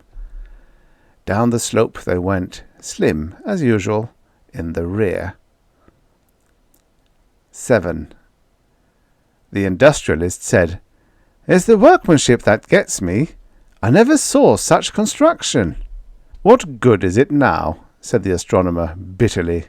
There's nothing left. There'll be no second landing. The ship detected life on our planet through accident. Other exploring parties would come no closer than necessary to establish the fact that there were no super-dense worlds existing in our solar system. Well, there's no quarrelling with a crash landing. The ship hardly seems damaged. If only some had survived, the ship might have been repaired. If they had survived, there would be no trade in any case. They're too different, too disturbing. In any case, it's over. They entered the house, and the industrialist greeted his wife calmly. Lunch about ready, dear? I'm afraid not. You see... She looked hesitantly at the astronomer. Is anything wrong? Asked the industrialist. Why not tell me? I'm sure our guest won't mind a little family discussion. Pray don't pay any attention whatever to me, muttered the astronomer. He moved miserably to the other end of the living room. The woman said, in low, hurried tones, Really, dear, Cook's that upset. I've been soothing her for hours, and honestly, I don't know why Red should have done it. Done what? The industrialist was more amused than otherwise. It had taken the united efforts of himself and his son months to argue his wife into using the name Red rather than the perfectly ridiculous, viewed youngster fashion, name which was his real one. She said, He's taken most of the chopped meat. He's eaten it? Well, I hope not. It was raw. Then what would he want it for? I haven't the slightest idea. I haven't seen him since breakfast. Meanwhile, Cook's just furious. She caught him vanishing out the kitchen door, and there was the bowl of chopped meat just about empty, and she was going to use it for lunch. Well, you know Cook. She had to change the lunch menu, and that means she won't be worth living with for a week. You'll just have to speak to Red, dear, and make him promise not to do things in the kitchen any more, and it wouldn't hurt to have him apologize to Cook. Oh, come, she works for us. If we don't complain about a change in lunch menu, why should she? Because she's the one who has double work made for her, and she's talking about quitting. Good cooks aren't easy to get. Do you remember the one before her? It was a strong argument. The industrialist looked about vaguely. He said, I suppose you're right. He isn't here, I suppose. When he comes in, I'll talk to him. You'd better start. Here he comes. Red walked into the house and said cheerfully, Time for lunch, I guess? He looked from one parent to the other in quick speculation at their fixed stares and said, Got to clean up first, though, and made for the other door. The industrialist said, One moment, son. Sir, where's your little friend? Red said carelessly, He's around somewhere. We were just sort of walking, and I looked around, and he wasn't there. This was perfectly true, and Red felt on safe ground. I told him it was lunchtime. I said, I suppose it's about lunchtime. I said, we got to be getting back to the house. And he said, yes, and I just went on, and then, when I was about at the creek, I looked around and... The astronomer interrupted the voluble story. looking up from a magazine he had been sightlessly rummaging through. "I wouldn't worry about my youngster. He is quite self-reliant. Don't wait lunch for him." "Lunch isn't ready in any case, Doctor." The industrialist turned once more to his son. "And talking about that, son, the reason for it is that something happened to the ingredients. Do you have anything to say?" "Sir?" "I hate to feel that I have to explain myself more fully. Why did you take the chopped meat?" "The chopped meat?" "The chopped meat." He waited patiently. Red said, "Well, I was sort of—" "Hungry?" prompted his father. "For raw meat?" "No, sir, I just sort of needed it." "For what exactly?" Red looked miserable and remained silent. The astronomer broke in again. "If you don't mind my putting in a few words. You remember that just after breakfast my son came in to ask what animals ate." "Oh, you're right. How stupid of me to forget. Look here, Red. Did you take it for an animal pet you've got?" Red recovered indignant breath. He said, "You mean Slim came in here and said I had an animal? He came in here and said that? He said I had an animal?" "No, he didn't. He simply asked what animals ate. That's all. Now, if he promised he wouldn't tell on you, he didn't. It's your own foolishness in trying to take something without permission that gave you away. That happened to be stealing. Now, have you an animal? I ask you a direct question." "Yes, sir." It was a whisper so low as hardly to be heard. "All right, you'll have to get rid of it. Do you understand?" Red's mother intervened. "Do you mean to say you're keeping a meat-eating animal, Red? It might bite you and give you blood poison." "They're only small ones," quavered Red. "They hardly budge if you touch them." "They? How many do you have?" "2." "Where are they?" The industrialist touched her arm. "Don't chivvy the child any further," he said in a low voice. "If he says he'll get rid of them, he will, and that's punishment enough." He dismissed the matter from his mind. 8. Lunch was half over when Slim dashed into the dining room. For a moment he stood abashed, and then he said in what was almost hysteria, "I've got to speak to Red. I've got to say something." Red looked up in fright, but the astronomer said, "I don't think, son, you're being very polite. You've kept lunch waiting." "I'm sorry, father." "Oh, don't rate the lad," said the industrialist's wife. "He can speak to Red if he wants to, and there was no damage done to the lunch." "I've got to speak to Red alone," Slim insisted. "Now that's enough," said the astronomer, with a kind of gentleness that was obviously manufactured for the benefit of strangers, and which had beneath it an easily recognized edge. "Take your seat." Slim did so, but he ate only when someone looked directly upon him. Even then he was not very successful. Red caught his eyes. He made soundless words. "Do the animals get loose?" Slim shook his head slightly. He whispered, "No, it's—" The astronomer looked at him hard, and Slim faltered to a stop. With lunch over, Red slipped out of the room, with a microscopic motion at Slim to follow. They walked in silence to the creek. Then Red turned fiercely upon his companion. "Look here! What's the idea of telling my dad we were feeding animals?" Slim said, "I didn't. I asked what you feed animals. That's not the same as saying we were doing it. Besides, it's something else, Red." But Red had not used up his grievances. "And where did you go anyway? I thought you were coming to the house. They acted like it was my fault you weren't there." "And I'm trying to tell you about that. If you'd only shut up a second and let me talk. You don't give a fellow a chance." "Well, go on and tell me if you've got so much to say." "I'm trying to. I went back to the spaceship. The folks weren't there anymore, and I wanted to see what it was like." "It isn't a spaceship," said Red suddenly. He had nothing to lose. "It is too. I looked inside. You could look through the ports, and I looked inside, and they were dead." He looked sick. "They were dead." "Who were dead?" Slim screeched. "Animals! Like our animals! Only they aren't animals. They're people things from other planets." For a moment Red might have been turned to stone.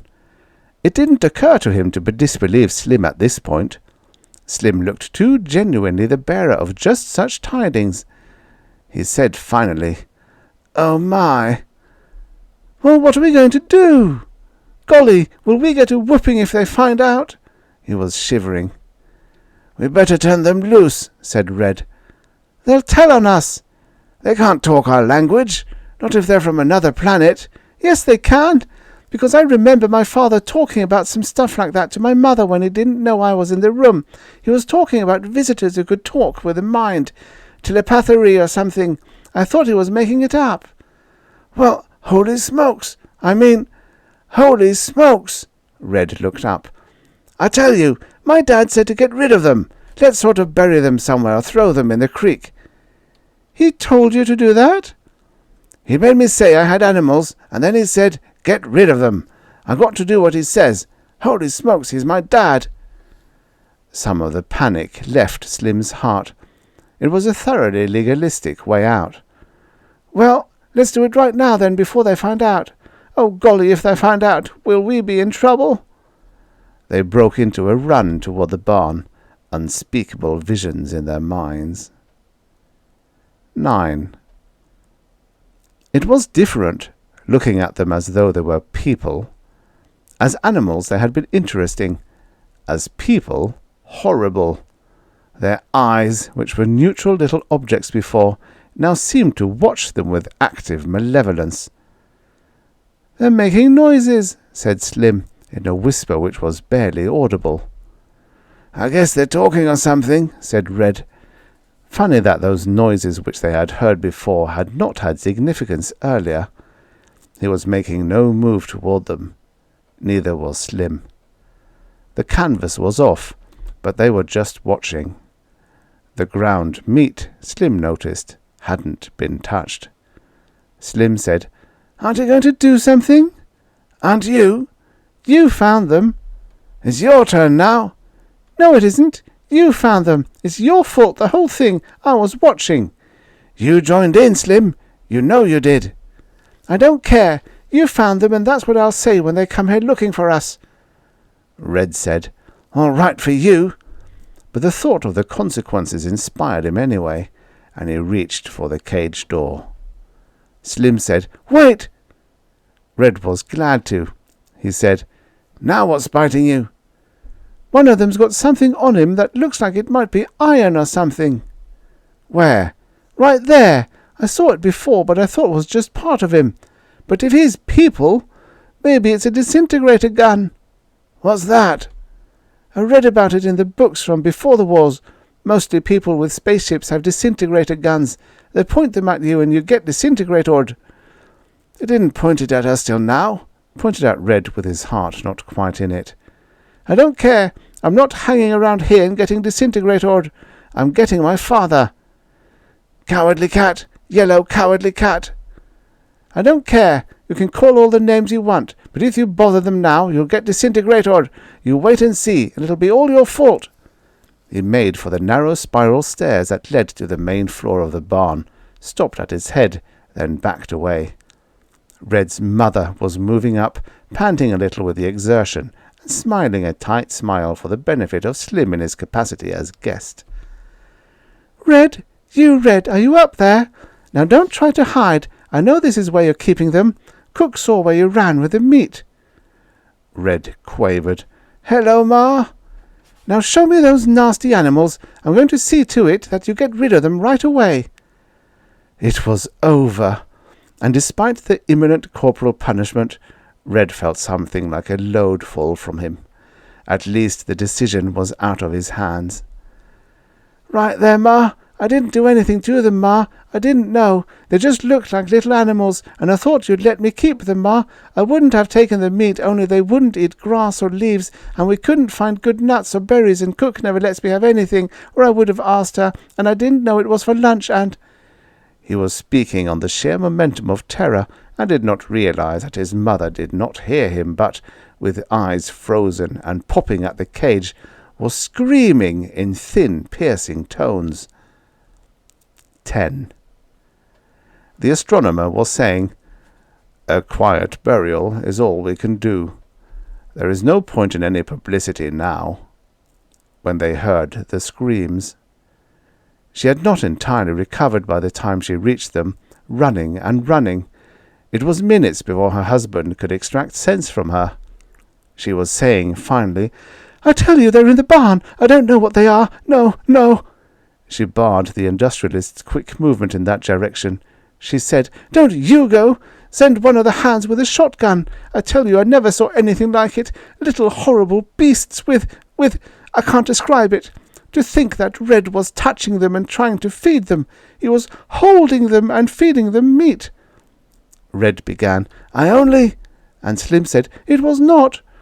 The industrialist said quickly, "Now you boys have done enough harm today. March, into the house, and not a word, not one word. I'm not interested in anything you have to say. After this is all over, I'll hear you out, and as for you, Red, I'll see that you're properly punished." He turned to his wife. "Now whatever the animals are, we'll have them killed," he added quietly once the youngsters were out of hearing. "Come, come, the children aren't hurt, and after all, they haven't done anything really terrible. They just found a new pet." The astronomer spoke with difficulty.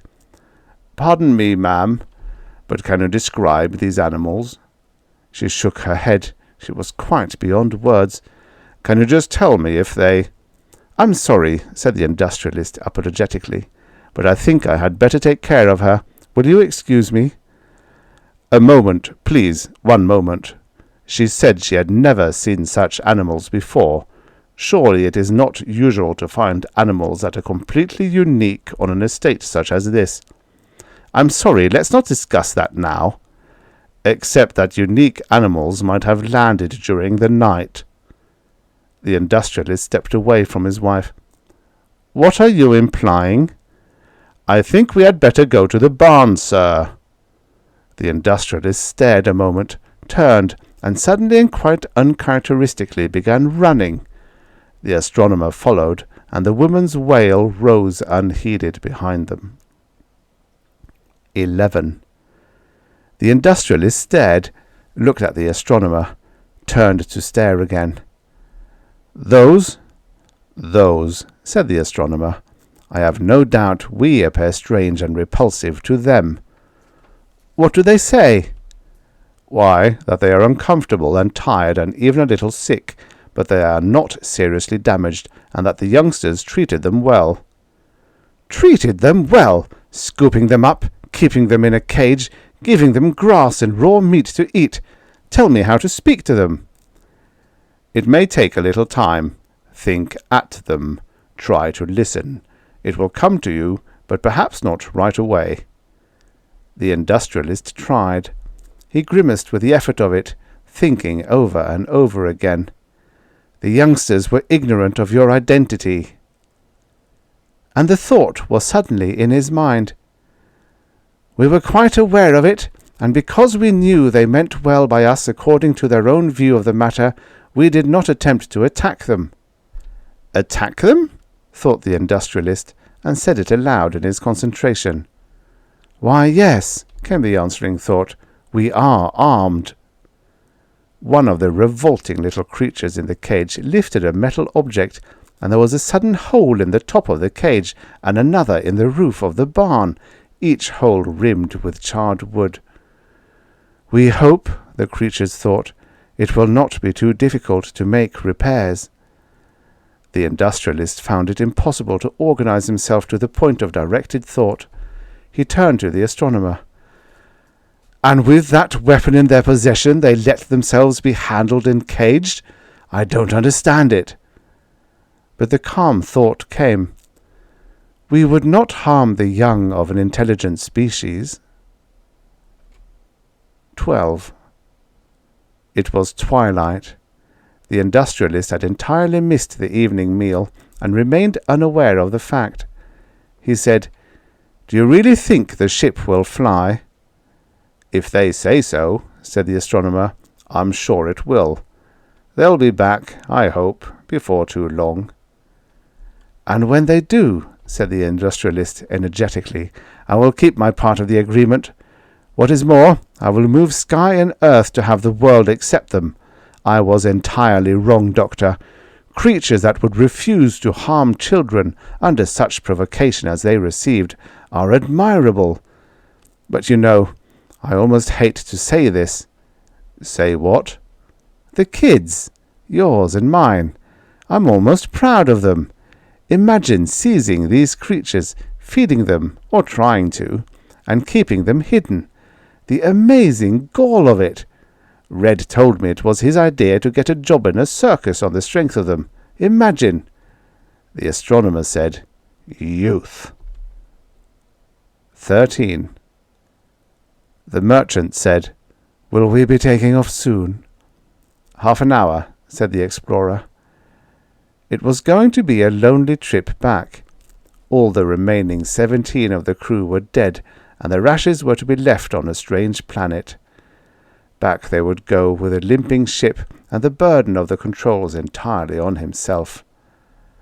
The merchant said, "It was a good business stroke, not harming the young ones. We will get very good terms, very good terms." The explorer thought, "Business." The merchant then said, "They've lined up to see us off, all of them. You don't think they're too close, do you? It would be bad to burn any of them with a rocket blast at this stage of the game." "They're safe." "Horrible-looking things, aren't they?" "Pleasant enough inside. Their thoughts are perfectly friendly." "You wouldn't believe it of them. That immature one, the one that first picked us up." "They call him Red," provided the explorer. "That's a queer name for a monster. Makes me laugh. He actually feels bad that we're leaving, only I can't make out exactly why. The nearest I can come to is it's something about a lost opportunity with some organization or other that I can't quite interpret." "A circus," said the explorer briefly. "What? Why, the impertinent monstrosity!" "Why not? What would you have done if you had found him wandering on your native world? Found him sleeping on a field of earth, red tentacles, 6 legs, pseudopods and all?" 14. Red watched the ship leave. His red tentacles, which gave him his nickname, quivered their regret at lost opportunity to the very last, and the eyes at their tips filled with drifting yellowish crystals that were the equivalent of earthly tears. The end. Subscribe for your daily stories of futures past. Every single day.